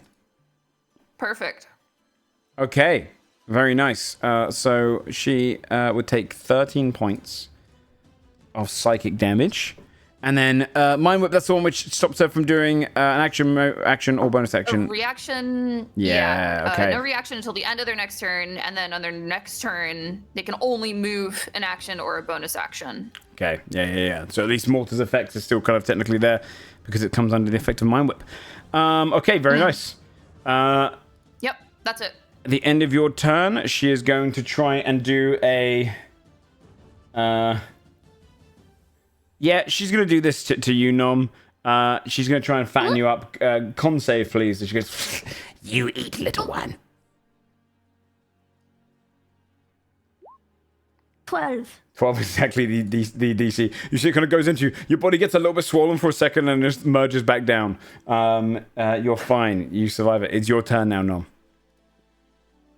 Oh, that was tickly. Okay, I'm gonna leave that eggy to Darius, and I'm gonna go to this eggy. Okay. Oh wait, no, I was doing the oven. Never mind. Send me back. Oh yeah, I didn't roll her thing. Let me see. Okay, it didn't recharge anyway. Okay. I'm gonna whack the oven again. Okay. Boom, boom. 25. 25 hits. 19 damage. 19. You break the oven. Whoa. Smashing out of the way. Reducing the light in the room, you just kind of crash down. The oven breaks. Crumbles into the ground. Smashy, smashy. And then I'm gonna run over here, and I'm gonna take a bonus action and bite the eggy. Oh, yeah, okay. Yeah. 15? 15 is exactly its AC. You bite straight into the yolk. It goes, oh! And Oh, damn. Yeah, well, they can make sounds. Okay. You met, hold on, that's the bit that's shocking to you. You've met gingerbread men, sandwiches, Yeah. candy. You even met an eggshell. That's the yolk. That's your Oh, line. that one did talk too, yeah. Yeah, you did. 11 points of damage to that one. If you're damaged, you heal for a certain amount. I can't remember what it is exactly you heal for. It says heal for Constitution modifier. Which is your con is how much? Plus 2. +2, so you heal for 2 damage. Yeah, you bite into it, boom, swallow back some of the yummy yolk. Yummy. And you see as it goes, kind of fearing you. If that's the end of your turn, Darius's go. He would, yeah, I mean, he's probably going to come and help you. Or he'll come and help Goulash get the casters out of the way. He'll come swinging in, do his arm strike twice against this one. Or actually, might not need to. 5 points of bludgeoning damage. And he swings again. Punches twice into it. 17 hits as well. 6 points, which actually, I believe, kills this one. No, it doesn't. No, it's still alive. This one's hurt, but it's still alive. And then he's going to get him, lad. His other goon is going to swing in as well. 22 hits. 5 points of damage is exactly how much health. Oh, it only had 4 health left. So they both just start pummeling it down and beat in front of you, Goulash, bringing the egg into the ground as they punch together, leaving only a couple legs left in the battlefield. But the two which are going to start converging on Nom. You see this one kind of runs over to you, Nom, and starts swinging from this side. They're going to do their scramble attacks on you. 6 doesn't hit. The other one swings. 20. Does that hit? Yep. You're going to take 3 points of piercing damage. That's reduced down to 1 because you're raging. Pathetic little eggy. Just kind of slapping you with the spatula. You get like a little spatula like mark on your arm for like about 5 seconds, and then it fades. And then it'll be Melvin's turn. I want to go fire. How do I? Is there a way to ensure that I do not kill the hag? Like, can I specify that I'm trying to non-lethally? Yeah, exactly, yeah. If you want to do non-lethal, I don't even mind what damage type you do.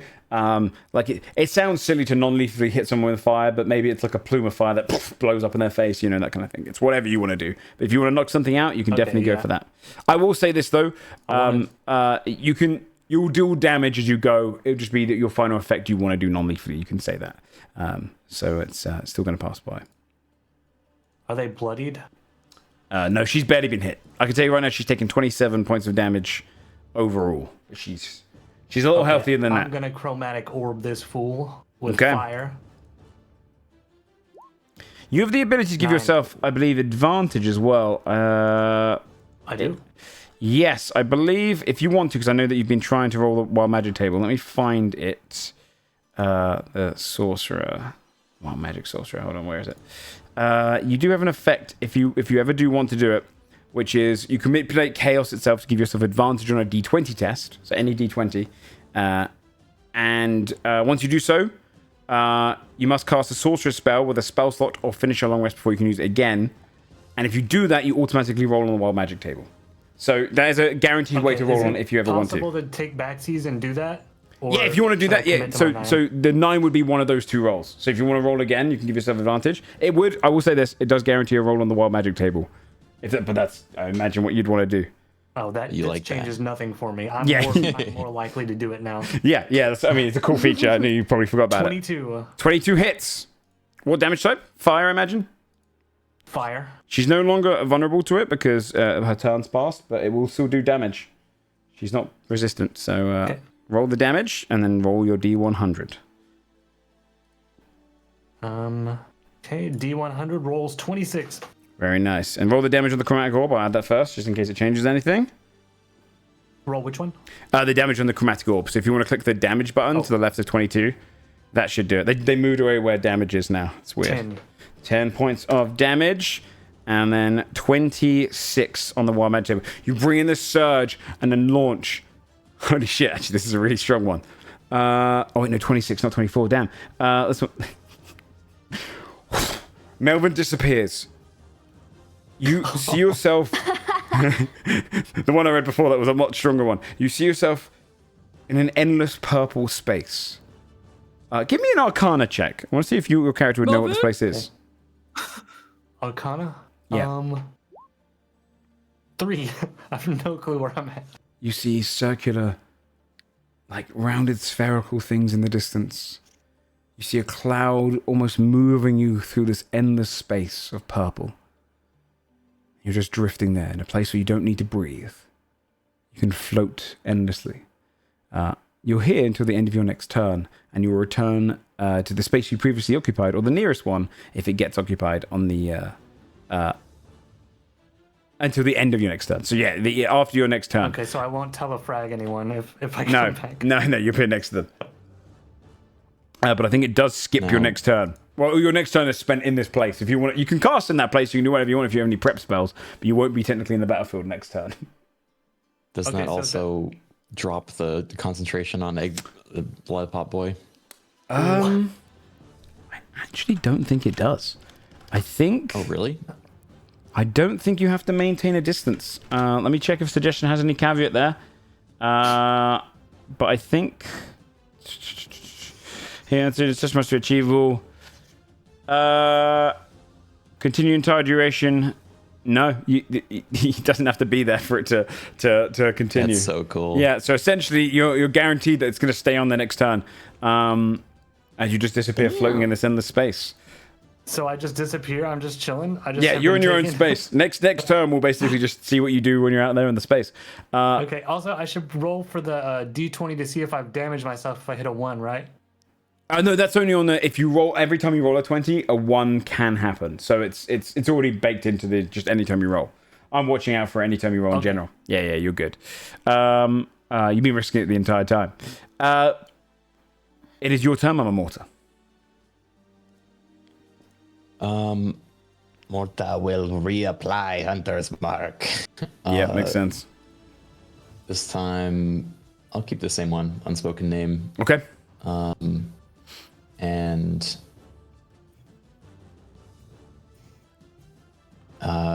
say to Greta, I don't know about you, but I'm enjoying this.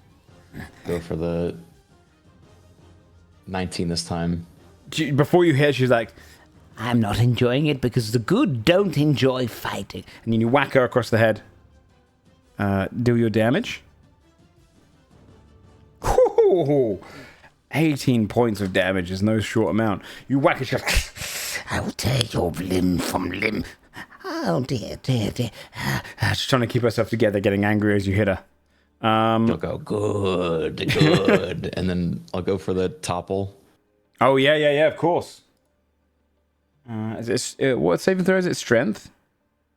It hides on your shillelagh, so... It says...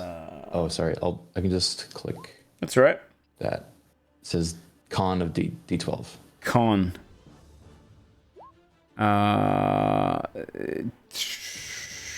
10. She falls down prone. She just onto her back.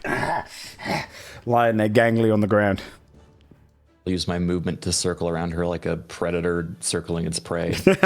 Cool. Sure. All right, on his turn, he finally builds the tower. He goes, oh, that's fun. I might as well build the castle. He starts pulling off more cream and puts it around the walls. Starts building the ramparts remaining there. On her turn, she's going to stand back up onto her feet. And I have to roll to see if she can recall the oven. She doesn't. She can only do her action still. She has to do a wisdom saving throw because this can also... Yep, she gets a 7 on a wisdom saving throw. So she casts a spell. It has a 25% chance of fading, which she's going to try and do. Let me just look up the spell a second because I haven't ever cast this one and I gave it to her. She kind of looks towards you, Mama Morta, very focused in on her aggressor. She won't be able to do it to that one. Oh, she'll do this. She's going to turn around and do it to Goulash. No, because no, she's not. No, she's not. She's going to cast fear on you.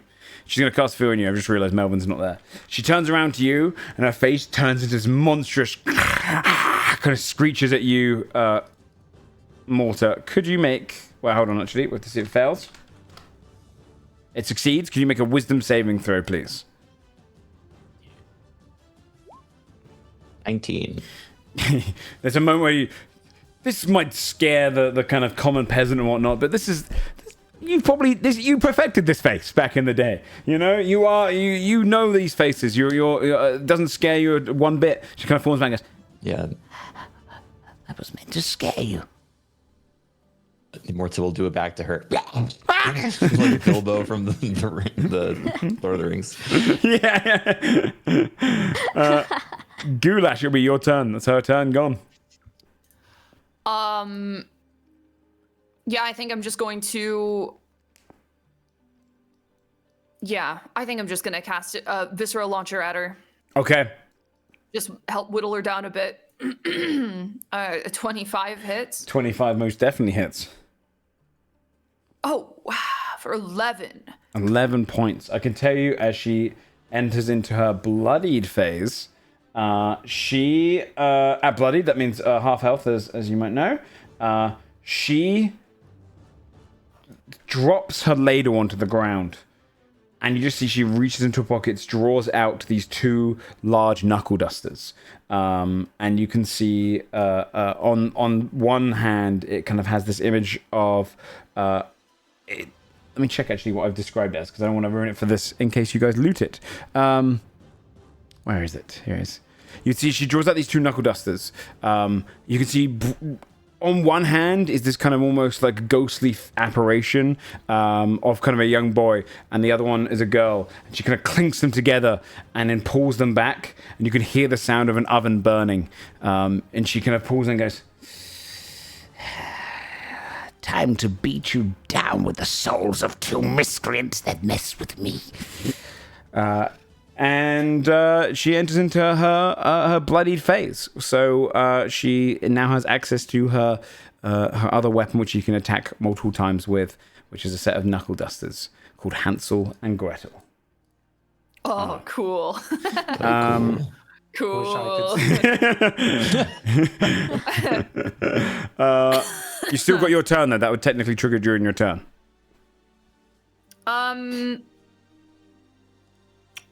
I don't have any other actions. I think I am gonna start inching forward a little bit though. Okay. And that's it for me. You got it. Awesome. So at the end of your turn, she is going to do a legendary action. She does her little psychic tease with the little smoke. She's going to target... she'll target you, Goulash. Go ahead and give me a wisdom saving throw. And she tries to do a vicious mockery. Comes over to you, you see a little form of yourself, and you're cooking and constantly burning things in the smoke. Oh! Oh! No, I would never burn something like that! Oh! You would take 5 points of psychic damage, and you have disadvantage on your next saving throw or attack roll. As you're playing in your mind. Okay. Mr. Flay, no! Nom. Hello. Hello. Hello. These eggies, are they close enough to cleave, or because they're on either side of me? Let me read cleave for a second. No, it has to be 5 feet within the first target, so it has to be next to them. So these are not close enough. Grab one and throw it next to the other one? You can't at level 4. When you're level 5, you'd be able to replace one of your 2 attacks with a grapple and push. It would take a full attack to do it on this one. But after level 5, you could definitely do that. Okay, I'm going to hit the one that is hurt. This one. That one. I can't ping it. Yeah, the one to your right. Mm-hmm. Yes. Yep. 19. 19 hits. And then 11 damage. You cleave that one in two, straight down the middle. You kind of have the split egg. You see the yolk leak out onto the ground. Stupid eggy. Now I'm gonna bite the other one. Okay. Nom nom nom. do 19. 19. Yeah, that hits. 12 damage. 12 damage. This one's extremely hurt. It's bloodied. You see as you kind of bite and tear into it. A huge portion of the yolk opens up. You crunch down some of the shell. And you just see it go, it looks like it goes, Father, help us. hold his spatula there. And he's just like, I'm playing! I'm playing right now! You were born to fight! Oh, no, where was I? Oh, I ruined my ramparts. He has to start again. He sits down there, enjoying himself. And the egg looks terrified of you. Darius and the goon, I think they'll run up and start getting involved in this. The two rush over, and they're just going to be all punches here. He'll be like, oi, give me those. Unnatural 20 and 19. He's going to hit both of his strikes. So Darius is going to do 14 points of damage to her. They're punching, and then the goons are going to use, or the goon is going to use his knuckle dusters. He misses, so he swings in, just hits against her cloak, and he's like hitting against the back of her shin. He goes, stop that. The egg in front of you is going to try and attack you off of it, Nom. It's going to try and do a poach against you. So could you please make an athletics or acrobatics contested check? You have to beat a 10. Athletics? Yeah, athletics if you want to, or acrobatics. 18. You see it kind of grabs your head and tries to dunk you into the yoke, but it has no strength with its little arms. It's like hanging off of you a little bit, but it can't drag you in. Melvin, you are in space right now until the end of your turn. What do you want to do when you're out there? Is there anything you want to cast or anything you want to do out there? Well, I've been thinking a lot since I've been out here. Thinking about how things are, how things could be. Mm-hmm. Maybe I'll cast a firebolt into the distance and see what happens. Sure. Roll a d20 at the same time. We'll see if your magic triggers. Triggers on a 20 now. 5. Your firebolt travels endlessly along into the space, carrying on into the distance. You see it just drifting out. By the time you appear back in this room, you know the firebolt is just going to carry, floating along in the endless space of what you don't know is the astral plane. Thinking a lot. You appear back in this room. Is the astral plane?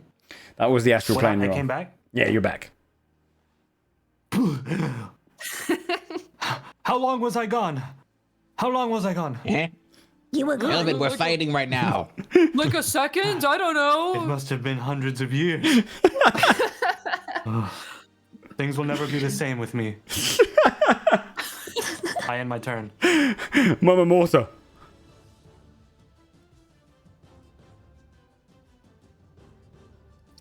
Morta will say. I thought you paused for a second. Sorry. No, I was trying to think of what I could say to goad her into becoming evil more. Tell me more about these miscreants. They clearly meant a lot to you if you bound their souls to your fists. Roll. I'm still gonna hit her, but okay. Okay, then yeah. If you hit her, then I'm gonna make the DC higher. She's gonna do a wisdom saving throw. If you spend your full action, you could do an advantage persuasion check, and that would set the DC higher. Otherwise, the DC is only going to be set as a 10 baseline. If she rolls under a 10 on this, you're going to see a different reaction. So it's up to you. Do you want to do the persuasion check as advantage to set a high DC, or do you want to just punch? Really can't persuade for shit. Why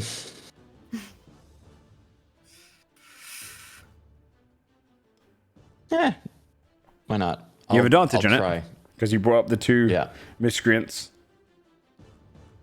I'll try the persuasion. So I'll roll twice.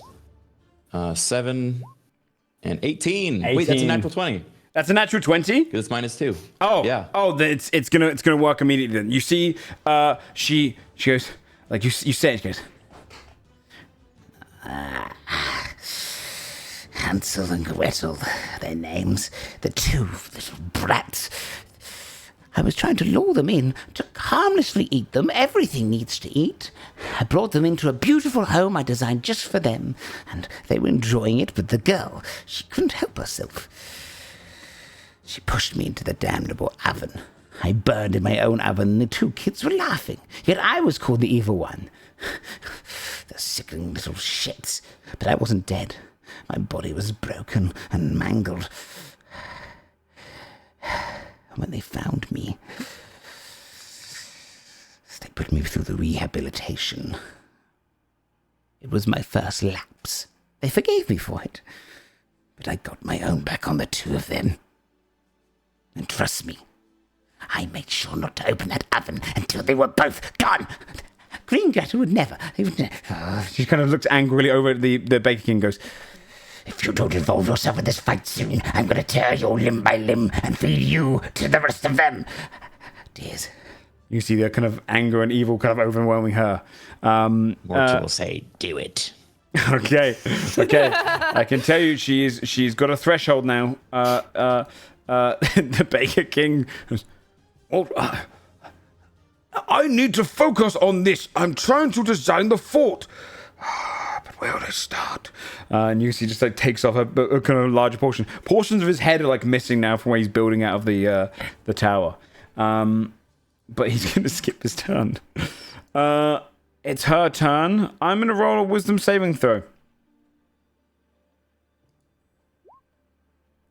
She rolls an 18. She remains in her good mind for now. But I can tell you, every time she takes damage from now on, she's going to be in a state of saving throws every time. Or persuasion checks. She's going to look towards you. She is going to roll to see if she gets her oven back. She does not. And she's going to look down at you. Her other wisdom saving throws are 15. What's your DC to beat, by the way, Kraken, for your aura? I think we established it is my spell save, which... Yeah, it should be. Yeah. Never show it. 8 plus proficiency, Well, so there'd be 2. So it'd be, I think proficiency bonus is plus 2. So it'd be 10. And then what's your wisdom saving? Wisdom? So 15. 15. She rolls literally a 15, so she succeeds. She is going to hit you 3 times with Hansel and Gretel. 16, 25, 21. Yes. Okay, so 2 of them hit. You take 8 points of bludgeoning. Let me check. No, it's fire damage. It's technically fire damage. So 8 points of fire damage, and then another 8 points of fire damage. So 16 overall. She just pummels you twice, angrily, before ending her turn there. Goulash. I'll roll my con save for Hunter's Mark. Yes, please. Goulash is gonna start moving up here. 18's good, right? 18's good, yeah. I'm actually gonna cast Telekinetic Propel right now. Okay. Wait, hold on. I might not be close enough. If it's 30, I think it's 30 feet. It is 30 feet. Hold on. Okay. I can get closer. Yeah, you can rearrange. Yeah. I can get closer. Yeah. With the 30 feet, yeah. Goulash is going to cast Telekinetic Propel on the Baker Man. Okay. And I'm going to be rolling a Scion die as well, but first go ahead and make a Strength saving throw of 15 or higher. Okay. Got a 9. He's getting propelled. Okay, I'm going to roll a Scion die in order to boost it. So it's going to be 4 times 5 feet. So I'm actually going to pull the Baker 20 feet directly towards me and the hag, if I can. Yeah, 5, 10, 15, 20 right here. Gets pulled straight into range. I don't know if this go. I don't know if it breaks it. I mean, technically, it didn't do damage to it. You only gets to re-trigger it if he gets damage taken. You didn't do any damage. He pulls forward. He goes, "Oh, my castle's over there. Oh, I'll just rebuild it from here." And she's like, "You fool! I need your help." Very nice. Yeah, she's in range of him now. Nom. It's not the end of my turn. Oh, sorry. Actually, yeah. Actually, that was my bonus action. That was your bonus action. And I'm just going to swing with bone blade from 10 feet away. Okay. See if that hits. I'm assuming 9 misses. Against the Baker King? Yeah. No. Against the her? hag. Yeah, it misses, yeah. Yeah.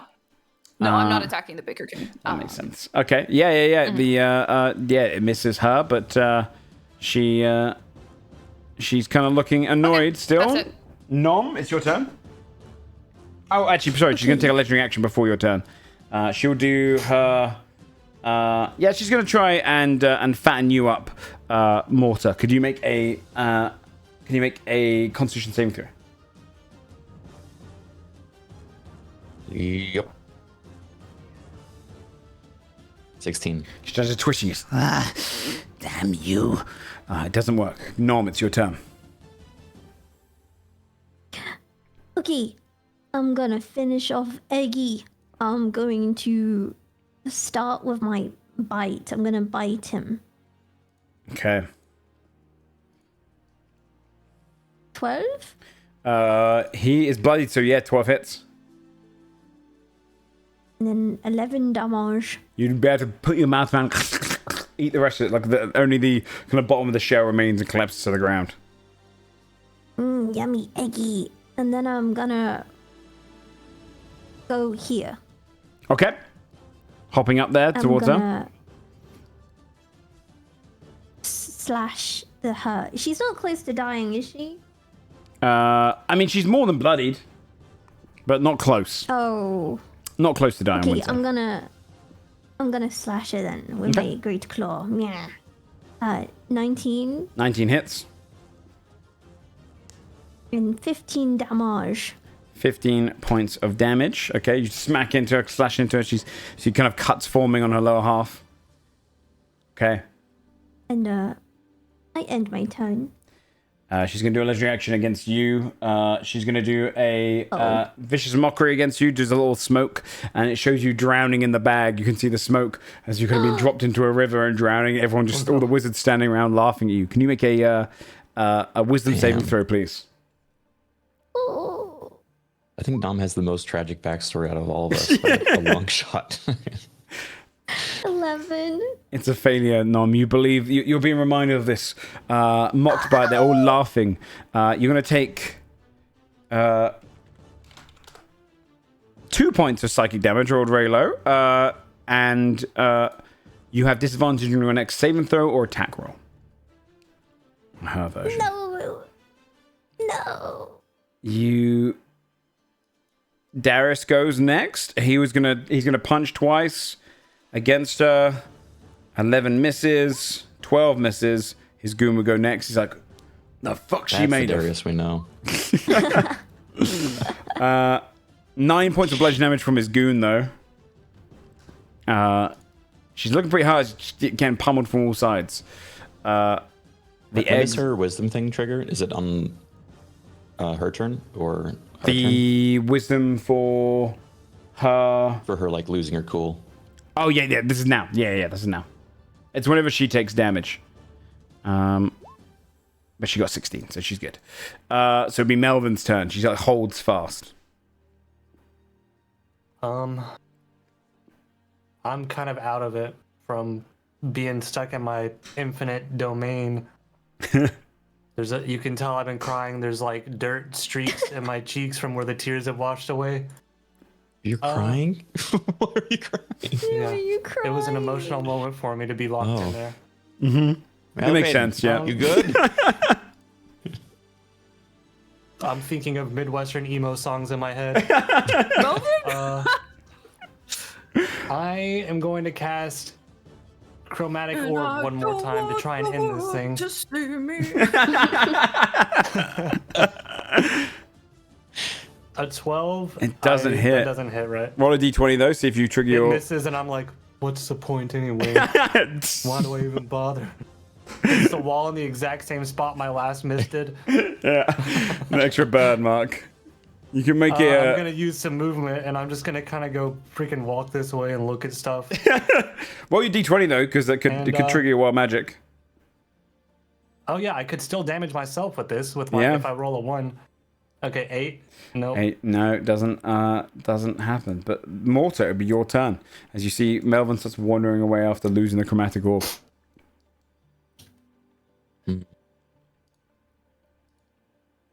I think. So she repeats the wisdom saving throw on taking damage? Taking damage or on persuasion talking? checks. It's either up to you. All right. The damage is set at. Sorry, the DC is set at the damage taken or the. Okay. In that persuasion case, Morta will say, "We learn from the damage done to us," and then she'll swing with the staff. The 21. 21 hits. Bars. Holy. Very cool. And then this is also non-lethal in case it is Yep, enough. in case it's enough. Yeah. 17. Okay, 17. You whack against her. She's looking very hurt. She goes,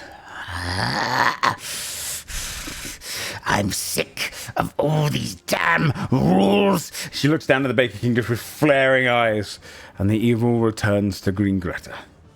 Yes. She Get mad. she glares down. At the end of your turn, she technically has a legendary reaction, her last one, and she's going to look down, and she's going to do fatten up on the Baker King. Goes, Oh, yes, you wanted food, didn't you? You like your little baked goods, didn't you? he makes his con save. He gets a 19 though. He resists. He's like, "Stop trying to disturb me. I'm building my castle and I have to start again." She's like you see veins popping in her neck that doesn't work, and she goes, and she's just gonna start beating down on him. Let's see if her oven comes back. It doesn't come back, but she is just gonna start swinging. She goes, swings her fists. 21, 24, and 25. Jesus. Oh. She has 8, Wow. 6, 8 down. She just starts pummeling down. He goes, and you're seeing just ice cream and splutter, and it's mixing with blood. Like he's half construct, half ice cream, and you see it just spluttering everywhere until he's just mush on the ground. And combat ends with Greta's fist just rising with blood and ice cream trickling down them. She goes, That felt better. ending combat. Oh. Welcome home, sister. How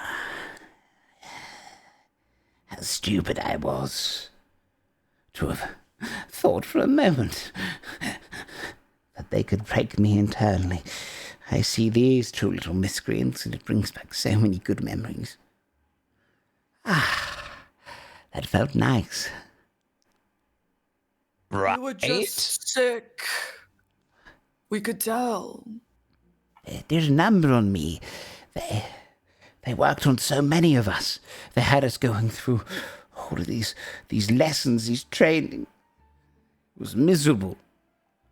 We had to do good actions, constantly empathetic things. I saved heroes. lives. No. She starts licking off her hands with the rest of the Baker King. She's, You could have them. It's ruined my appetite. Well, Tell us what other poor villainous monsters were subjected to such rehabilitation. You said there were others. devils, a dragon or two. Though they are harder to break, the red one was never broken. They kept it captured in its mountain. It was nothing like you, points down to Goulash. There's a few other various creatures, a giant or two, a storm one. He's fully under their thumb now. All sorts, from goblins to orcs, all sorts. I mean, the orcs in general have completely changed their society. It's sickening. Democracy now down there. Sickening. But this whole fiasco, I mean, I suppose it is a little bit evil to change them into things, but, you know. Anyway, I guess we have to go and kill the rest of them upstairs. Well, or come on, sister, tell me you've not lost the plot, and when it comes to plotting, You want to use them? Think about it. You've already got everyone in this town under your will. Why not turn them into something usable? Yes. A little army. And then you killed my chicken. So... I did kill your chicken, and I didn't have a good reason to. No more eggs. Yeah, you just sort of killed it for no reason. It was fun. You should try it sometime, just killing something for the sake of it. Yes. I used to do it all the time. I forgot what it feels like. I will say this, though. If you have not touched my sandwiches and gummy bears upstairs, I could probably build them into a little mini army. They're all alive, or? Why, yes.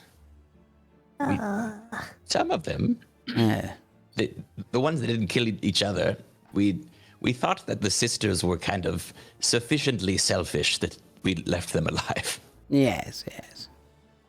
She looks down towards you, Goulash, and starts licking lips. What? No. No. I just, I've always had a flavor for, illithid. Delicious. You should be. It's a very acquired taste.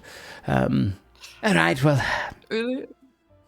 There's a giant upstairs. I'd order him over. Is he okay? Oh. Shunny. How big was he? He was wide. He was a wide-set fellow. Was he kind of as big as a house almost? Most giants are, my dear. Most giants are. Oh, dear. Well, dear. I tell you what, though. I mean, I owe you all for helping me out a little bit, so... Fine. You wanted my pipe? She hands it down to you. This is yours. And she looks down at Darius. She's kind of glaring up at her Nakudos and goes, fine. I'll get myself a new Hansel and Gretel. Passes it down to Darius as well, which he can check out next time. All right, I'll change things upstairs. I apologize, but I will say this. I understand you lot are evildoers, yes. We're kind of outnumbered, Well, yes. no? For now, but we've done quite a lot of work in a short amount of time. Tell me, have you heard of Short Willie and other one? Oh, Cobblepot, yes, I get it confused all the time. Have you yes. heard from them recently? No, I was hoping to take those over next. You might not have to. Way ahead of you. We may be outnumbered, but we're not outpowered. We evil are a rising bunch. Indeed. An underdog story. Well, I'm happy to join along and do things around here a little bit, clean up the place. kind of looks down to you, Mama Morta. You see her shift front. Her body breaks down and she becomes as tall as you. And goes, I serve the Mama Morta, as of times past. Kind of leans down, bowing. Add my ladle to Martha will your extend cauldron. her hand for her to kiss one of her bony long fingers. Yeah, she takes it. There's like a bit of saliva between her lips and your hand. Good. I'm yours to command. We must find our other sisters lost across the land. We build a coven. A coven like does no not other. two make. Yes. Yes. I will put out word and see. Okay. I mean, I know of one, then, or at least roughly where her location would be. We were asked to hunt her Right down. There's believed to be some sort of town or fort or city or something where evildoers are hiding. We've been trying to find it now for decades, but to no avail. Good has not found it. but one of our sisters, a night hag, I was believe down we there. found it. What? Yes, we met a crab. Crab told us where it is. Crabby. How long have you been searching for this? Like a week. But less. Right. Cool. Well, great. Well, one of the night hags is there. Sweet. Yes, we'll get in touch then. And we'll connect the hag network all over again.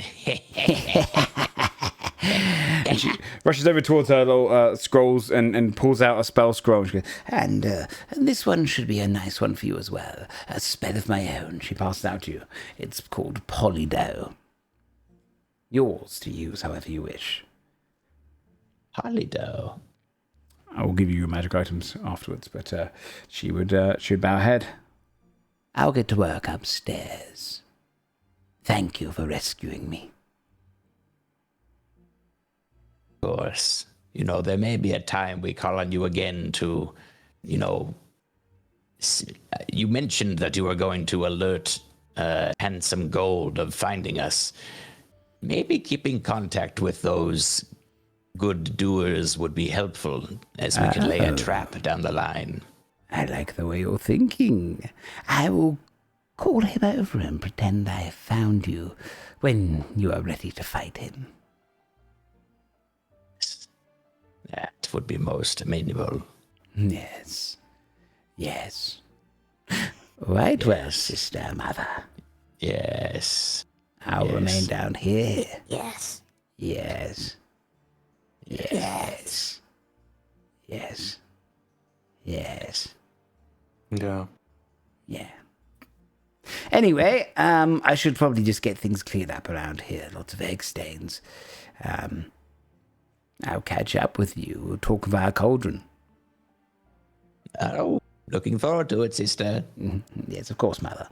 Kind of bows down and wanders over to her things, just gets the mop, goes down, starts cleaning up some of the egg spills, and just kind of mopping them into one Let's corner. all get brunch sometime. I would love that. I would invite you round, dears, once I rebuild the place. Just mopping up some of the bodies. Yes, keep it nasty. I always will. And she, you see her kind of form, for you, Melvin, and the others, except for Morta, you'd see her form into a much more beautiful red-headed woman, this kind of local witch, with kind of almost quite smoky eyes and kind of makeup that's very alluring. A beautiful visage. And she goes, Oh. I'll see you around, dears. And continues sweeping up the room. You have completed the Ender Bakery. Congratulations. You will take off our little 5-minute break here and then come back in for the last 40 minutes. But you now have a choice of wherever you want to go next. So we will come back up with that in 5 and choose which path, because you've defeated all 3 of the towns the Big Bad Evil Gang go next. All right, we'll see you guys in 5. Woo!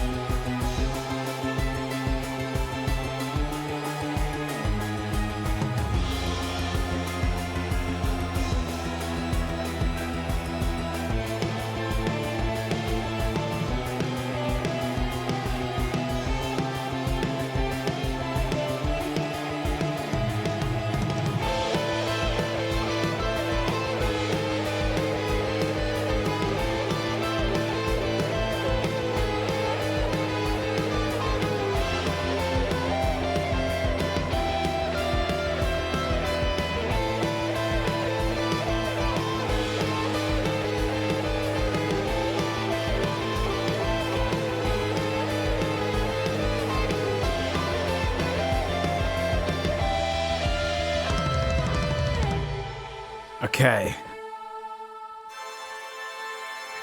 Thank you so much for those subs, by the way. I appreciate the hell out of it. We're trying to hit back to 666, the evil number. So thank you, Cub. Thank you, Hippo. Thank you, Malk. And thank you, Osimo. Bad number bad.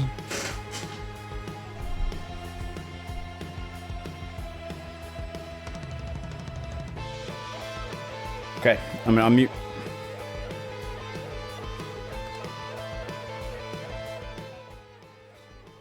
Hello, hello, hello. Welcome back in, everyone. Hello. You have just beaten out the dungeon. Is there anything you want to do in the dungeon still since before leaving? Do we have our burger? Yeah, you'd be able to pick him up on the way out for sure. Yeah, you have him. Do we want to keep our burger? That's a good question. Are we keeping the burger? Yeah. We can use him for evil. Okay, I guess so. Yeah. How long do burgers before they go bad? Into eating. A mimic burger? It's technically like a McDonald's burger. It never goes bad. Ooh. What if we want It does as much damage to you. Burger gone bad. I mean, you could try and convince him. It's kind of against his nature to not be appealing. But maybe he will do it. But otherwise, yeah, the upstairs you gathered pretty much everything you wanted. I imagine from the dungeon. So, do you collect the burger or not? That's the question. You'd be in there going, right. Yeah, maybe we take a vote. Who's in favor of taking the burger? Me. Why not, man? Why not me? Darius, what do you think? Yeah, I'd do whatever. Yeah. Sounds That's just our like Darius. Settled. That's it. That's Darius. Wait, Nom, burger check. Sorry, what? I wasn't listening. I think that's a yes. That's the Darius response. yes. That's our nom. The you see Burger, what? the Barbara mimic like hops over and goes, all right, now I'll follow you out. Yeah, it takes me a little bit longer to walk around, so if I just hang off one of your belts. Yeah, who wants to carry the burger? Not me. Me. You want to ride with me, little guy? Yeah, sure. You could put him under your wizard hat, Melvin. Oh my Yeah, I feel like we have- gosh. Or I feel like you and I have a bond since you originally bit me and almost killed me that one time. You remember that? I do. Got another idea if you want it. Drop the hat, put me there. I'll be a better hat. He You'll be a hat. that's Oh my it. God, transforms okay. his body I'll and just turns leave into a this hat. here. Oh Yeah. my God, you look really good. You see the map bit. Yeah, thanks, mate. Just Yeah. like my normal hat. Well, it's easy when you have something a reference to base off, Yeah, it's not too bad, this. Yeah. You ever try making something original instead of just copying? I'm sure you could come up with something. It's not really in our nature. We just kind of, we mimic. Kind of Yes, pop- what if you create? What if you art? It just goes silent and locks in as the hat, pretending not to hear you. Like stressed out and just pretends to be the hat. You're making him Wait, uncomfortable. so could you be any type of hat I wanted? Yeah, I just we mimic have got a thing where we like to blend in. So if you start getting a silly hat, then it's gonna make me obvious. It's gonna make me look too noticeable. I just get a little shy, I don't like to be looked at. Yeah. Yeah, I like to blend in plain Alright, cool. sight. Be nonchalant with it then. Like a treasure an chest in the middle of a introvert. random old dungeon down a hallway.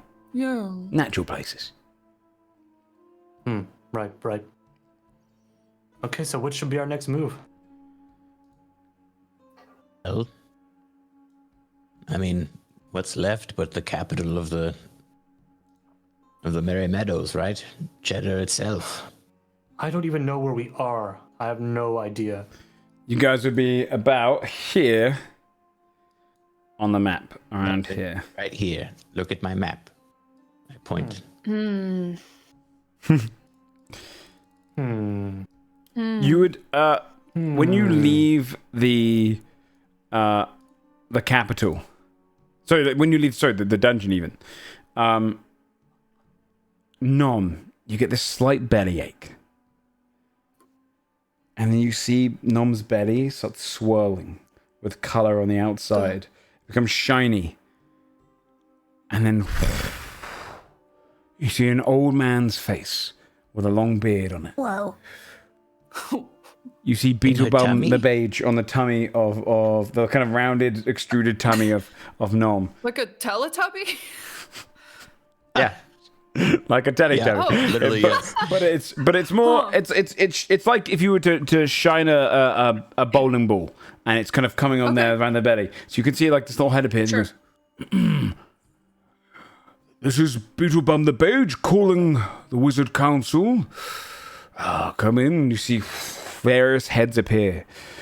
You see this short, kind of chubbier, gnomish wizard comes and goes, Theodorus the Turquoise, here and present. then a beautiful elven lady with golden long hair. She goes, Lavender the Lavender, here and present. And then this dragonborn with like a pinkish scale goes, Peter Dor the Puce, here and present. It morphs, a dwarf with gems for his eyes. You see bald head with tattoos across his head. Goes, Glindle the Golden Yellow, here and present. And then, and very old human. It's kind of almost like an elderly person doing FaceTime. You can see it's just got his chin and he's out of shot onto the side. And you can see he goes, Karaman the colorblind. Here. And we morphs one last time. And Nom, you look down on your belly and you see the familiar long grey beard and hat, greyish hat, holding the staff, looking into the orb. And Wizard Council Leader Barnabas the Slate, here and present. I'm gonna punch my belly. You see it kind of ripple for a second like water. It's the wizard! Kill the wizard! Stop, I'm watching this. Why have you called us together, Beetlebum? Well, I've... to update you on things currently, I've got some troubling news here down in the Merry Meadows. I've travelled to the towns of Cobblepop and Shortwoody to find them in ruin. Cobblepop has giant reptilian creatures running amok. You see Peter go, I believe that would be Tyrannosaurus Rex. No, did they have wings? And they start kind of arguing, it doesn't matter. Large, dangerous creatures, they've taken over Cobblepop, and I couldn't put a stop to it, so I moved on to Shortwilly, and it's filled to the brim with goblins, to a point where they're eating each other. Hundreds, they can't even walk around, it's so many. Generations, it's a mass breeding event. The areas are completely devoid of resources, becoming deserted. And you see Barnes goes, oh, I believe you mean deserted. No, like a desert. You see they can't argue between their towns. It doesn't matter. Something evil is happening. And I contacted Cheddar. And the shrew will spring in the name of the mayor of mayors. And they've enacted Operation Age Cheddar. What, already? You see the dwarf. Aye, but they weren't meant to do that for a long time. Can I imagine? Yes. There's no going in or out of Cheddar, but I've tried to send messages. They can't get through. Merry Meadows is without any of its protection. It needs aid. I'm heading over towards Ittlefoot now to check in with them, but I suspect the worst. Evil's returning. I know it. We need to contact the heroes. We need help. You see all their pondering faces round in a circle. And then Glindle goes, hey, also, just to let you know, the dwarves have been building a massive mining drill. It's to be completed in 2 weeks. Cameron goes, what's going on? I can't see. Peter Orleans goes, you're facing it wrong. You face it wrong. You have to lean it up. Lean the orb closer to your face. And they kind of all just start changing the timing. Don't you hear me? Evil has returned. Barnabas kind of takes over as the silence goes. Beetlebum. Evil cannot return. It has been defeated. Rumors such as this are just going to cause panic. But if you are truly concerned, investigate it. And it's probably a good thing that Cheddar has acted their operation. It keeps them off our back for a little while. Anyway, so we should talk about our next meetup. We think it's going to be up in Hopewind together, so if everyone can make it there, Beetlebum, if you are going to be down in the south, make sure you have a teleportation circle ready. Okay, everyone, anything more? No? Well, see you then, everybody. You fools, we don't have much time. And it fades away and your belly goes back to normal. Nom, are you a That was mimic? weird. I don't know. How did that maybe. happen? Oh. How did you do that? Did you Oh. eat an orb? Maybe? Well, I don't think so. We must ponder this nom tummy. Yeah, is there any sort Nom, of like, don't information move. I can find from studying Nom? Yeah, do an Arcana check. I would like to rub Nom's tummy. Okay, yeah, yeah. Nom likes that. Nom likes that a lot. It just feels like you just feel the scaly, kind of almost slimy tummy of Nom. Warm to the touch. 9 for my Arcana. Yep. It's You a observe. normal tummy, I think. It's a normal tummy. Melvin, this is magic beyond you. Because it's more than first level spells and second level spells. It's something more. Something beyond. I think I know exactly what's going on here, but I'm going to have to think about it a little more. I will update you with the answer very shortly. Keep your secrets, Melvin. You, well, see, this is kind of the moment you've left the dungeon, and you can hear this kind of sound coming from just outside. You've kind of climbed out the oven area. You're in the kitchens, and you can hear this kind of dark ritual taking place, converging outside the building itself. You hear some sort of like dark spells, and you see these kind of laminations of kind of almost like blackened magic shooting past the window of the building. Something is happening outside the bakery. Holy shit! Shush! Keep your voice down. What if they're bad? But what if they're good and if they're against good? us? But way Right. worse. What if they're good? Doesn't sound good. What if they're trying to trap us? Oh, I wait. want to take a peek out. Okay, you do a perception check. Oh, they're baking bread. They're rising dough, I think. Oh, the rising dough. True. I want to take a peek out and see if Yeah. I can see anything. Give me a perception check. Will do.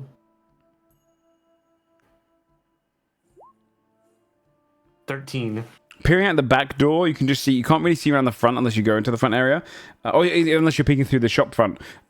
You'd see, if you peek through the shop front, you'd be able to see just outside as the skeleton, or the kind of form of this giant that's mostly burst, so you can see mostly the skeleton, has stood upright, and it's standing there. And there's a bunch of miniature zombie-like halflings wandering around, the bodies of those you killed, along with a few other skeletons who are just kind of taking the area and clambering around, picking things up, and then putting them into a backpack and carrying things. You don't know what the cause Who of this appears magic to be is. doing this? You can't see from a 13. You just see the result of it. What do you see, Melvin? Oh my god, guys, it's very bad. I think the giant has come back from the dead. Oh, And sick. he's- Necromancy. Yeah, necromancy. That was my first thought too. I'm unsure of what their intent is, though. What should we do? Well, the only one I know that could do necromancy that powerful is the one that resurrected us. Oh yeah, what's his name? I don't know. Bone guy. Bone lord. Skeleton. Skeleton man. That was it. I think it was skeleton. Yes. Why don't you go Should we check try it to out? confront him? Okay, what if we send Nom out? Nom What? tries to confront them. Nom, you're the cutest. They're going to react more kindly to that. We send Nom out, Okay. and then Nom comes back with intel. Nom down. And Nom down. All Any right. objections? No. Sounds fine. Okay. Wait. Nom. Oh, no, never mind. Go ahead. Okay. I'm gonna walk out. You'd What is wander out there?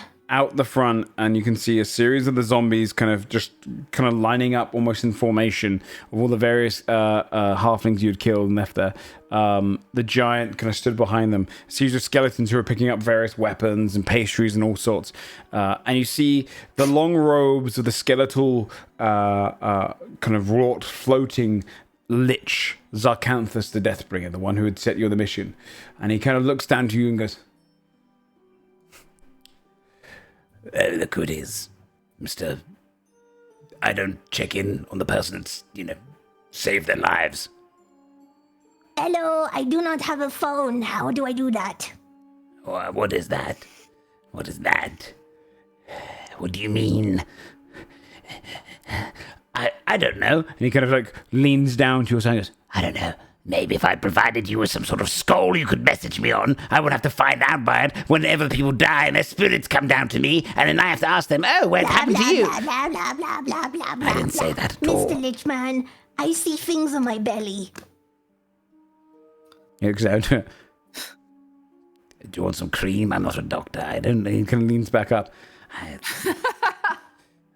I can find someone for you to consult. I don't think you have anything to worry about. You have the body of a quasit with the unbelievable restoration factors of practically a demonic god. Besides, I shouldn't be helping any of you anyway. Oh yeah, the rest of the people. Hello, everything okay? It's just a stupid bone man. Oh, Oh, wait. gratitude. All right. I Yes, want to head out with them.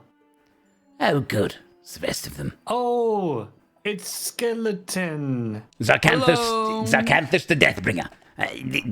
The one who raised you. This.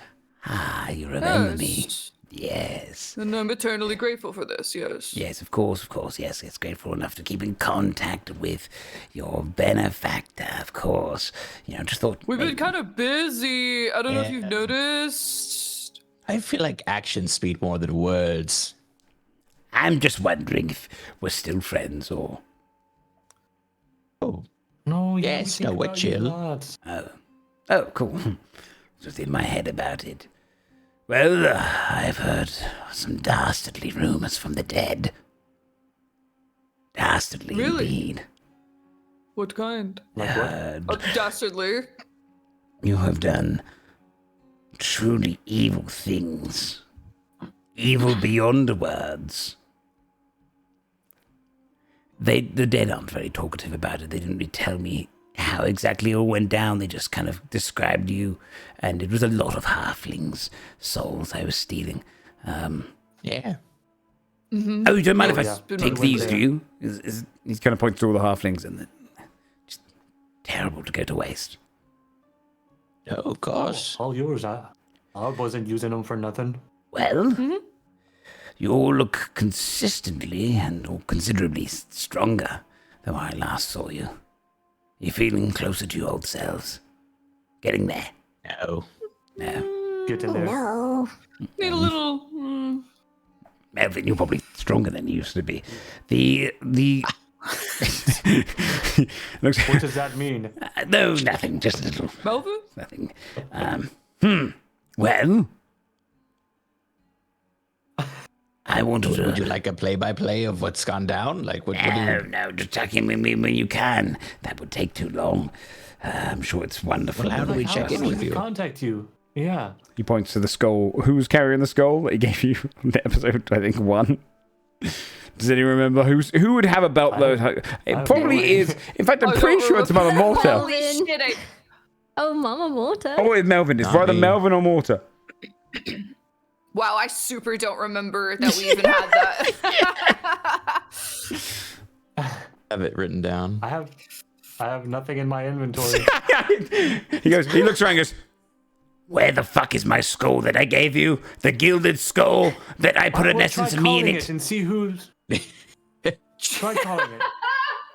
You lost. Maybe we'll hear it. My phylactery is made up of 5 items, and you've lost one of them. Oh, shit. But, hey, our bad if that's I don't what think happened. It's confirmed Yes. that we lost it. I feel like you never even gave it to us. It's probably still back at your base somewhere. Yes, it's probably down in the depths.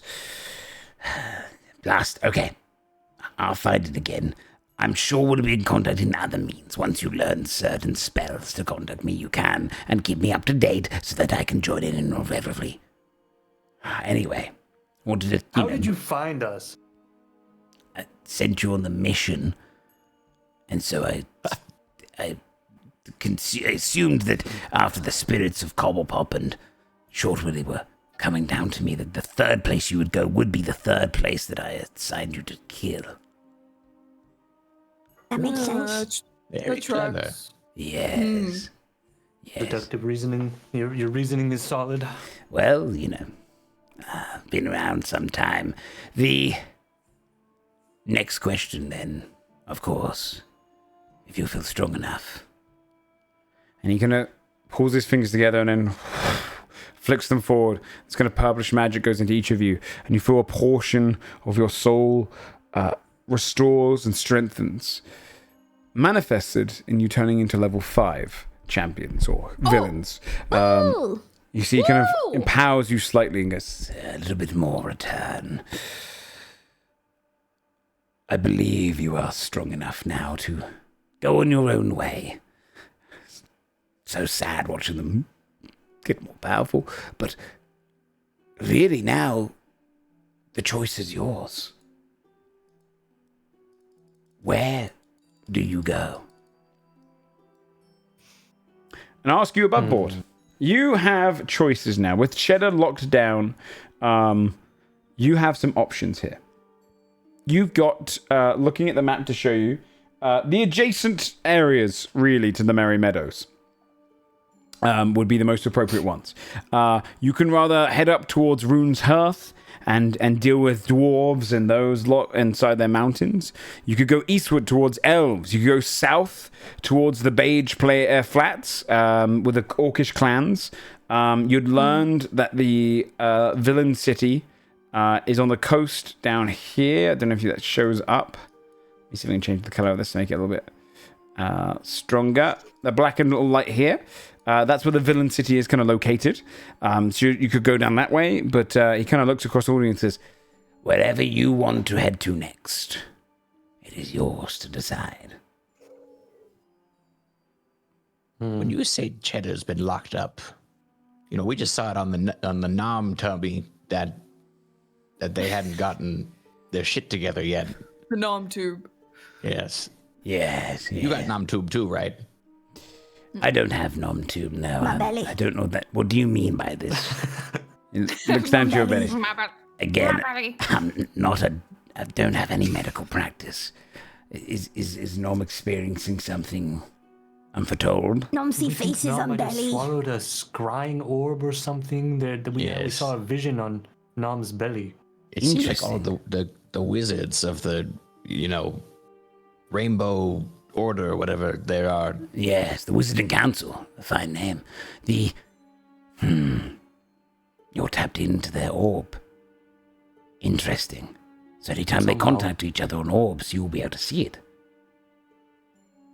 Yes, exactly. It's weird that we've contacted them more than you now. Isn't that weird? Yes, I suppose it's weird.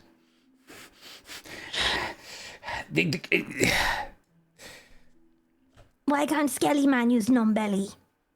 Yes, just call us on Nom Belly. Well, it's likely, if I had to hazard a guess, and I could, that you only have this ability because their runes are on you. Okay, so you do it too. You want me to bind you with a rune? Yeah. By Nom of Does the it Rune. hurt? Well, Do what you won't. Find Nom. Look, I'm not that kind of wizard. I don't have that. I don't know how to do that. Okay, it's embarrassing, but it's not really my speciality. You suck. You suck. Oh, I suck. Do I? Watch this. and he just Much turns around worse to than wizards. he turns around to one of the skeletons and he just goes, cast power word pain. You see, I don't suck. Yeah, Nom can do that too. No, you can't. This is a very powerful spell. I just can't place a rune on you to contact you via your belly. I could give you an orb, though, you can carry around if you want an orb. It's more old-fashioned, but... Okay, We we'll won't misplace it this time. absolutely sure we don't leave it. Yep. Fine. I only have one of these, and I use it to contact my friends far off. So, please... You have friends? Yes, I've been a lich for a long time. I've made lots of undead friends. Sometimes we split apart, you know. Long distance. That's nice. It's good to stay in touch. Takes out a little orb from his pouch, and you can see he kind of unhooks it. He's got a little picture in the inside of a Death Knight who's kind of like hugging him to the side, little portrait picture. And he goes, okay, takes out the orb and hands it down to you. Don't lose that, though. It's directly contacts him as well. Okay. Well, do tell me where you wish to go, and I will give you some form of direction, but otherwise, I suppose this is where we part again. Well, we just heard We that. make our way to the villain city.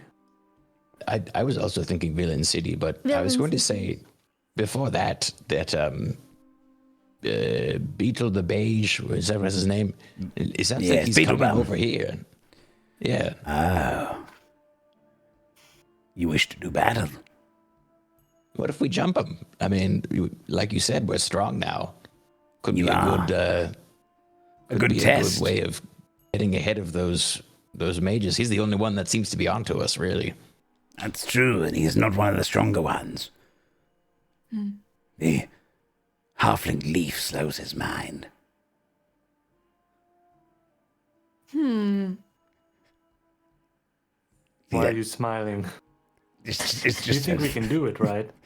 yes, you've got this, probably. And if you don't, I'll find 5 more who will. That's not very reassuring. I don't want to die. Yes. Well, I can bring you back, just not your soul. That was a one and done. Well, I should clear up before he gets here then, if he discovers me. That gets very awkward for all of us. All right. Why don't you just do what you did to the skeleton to him?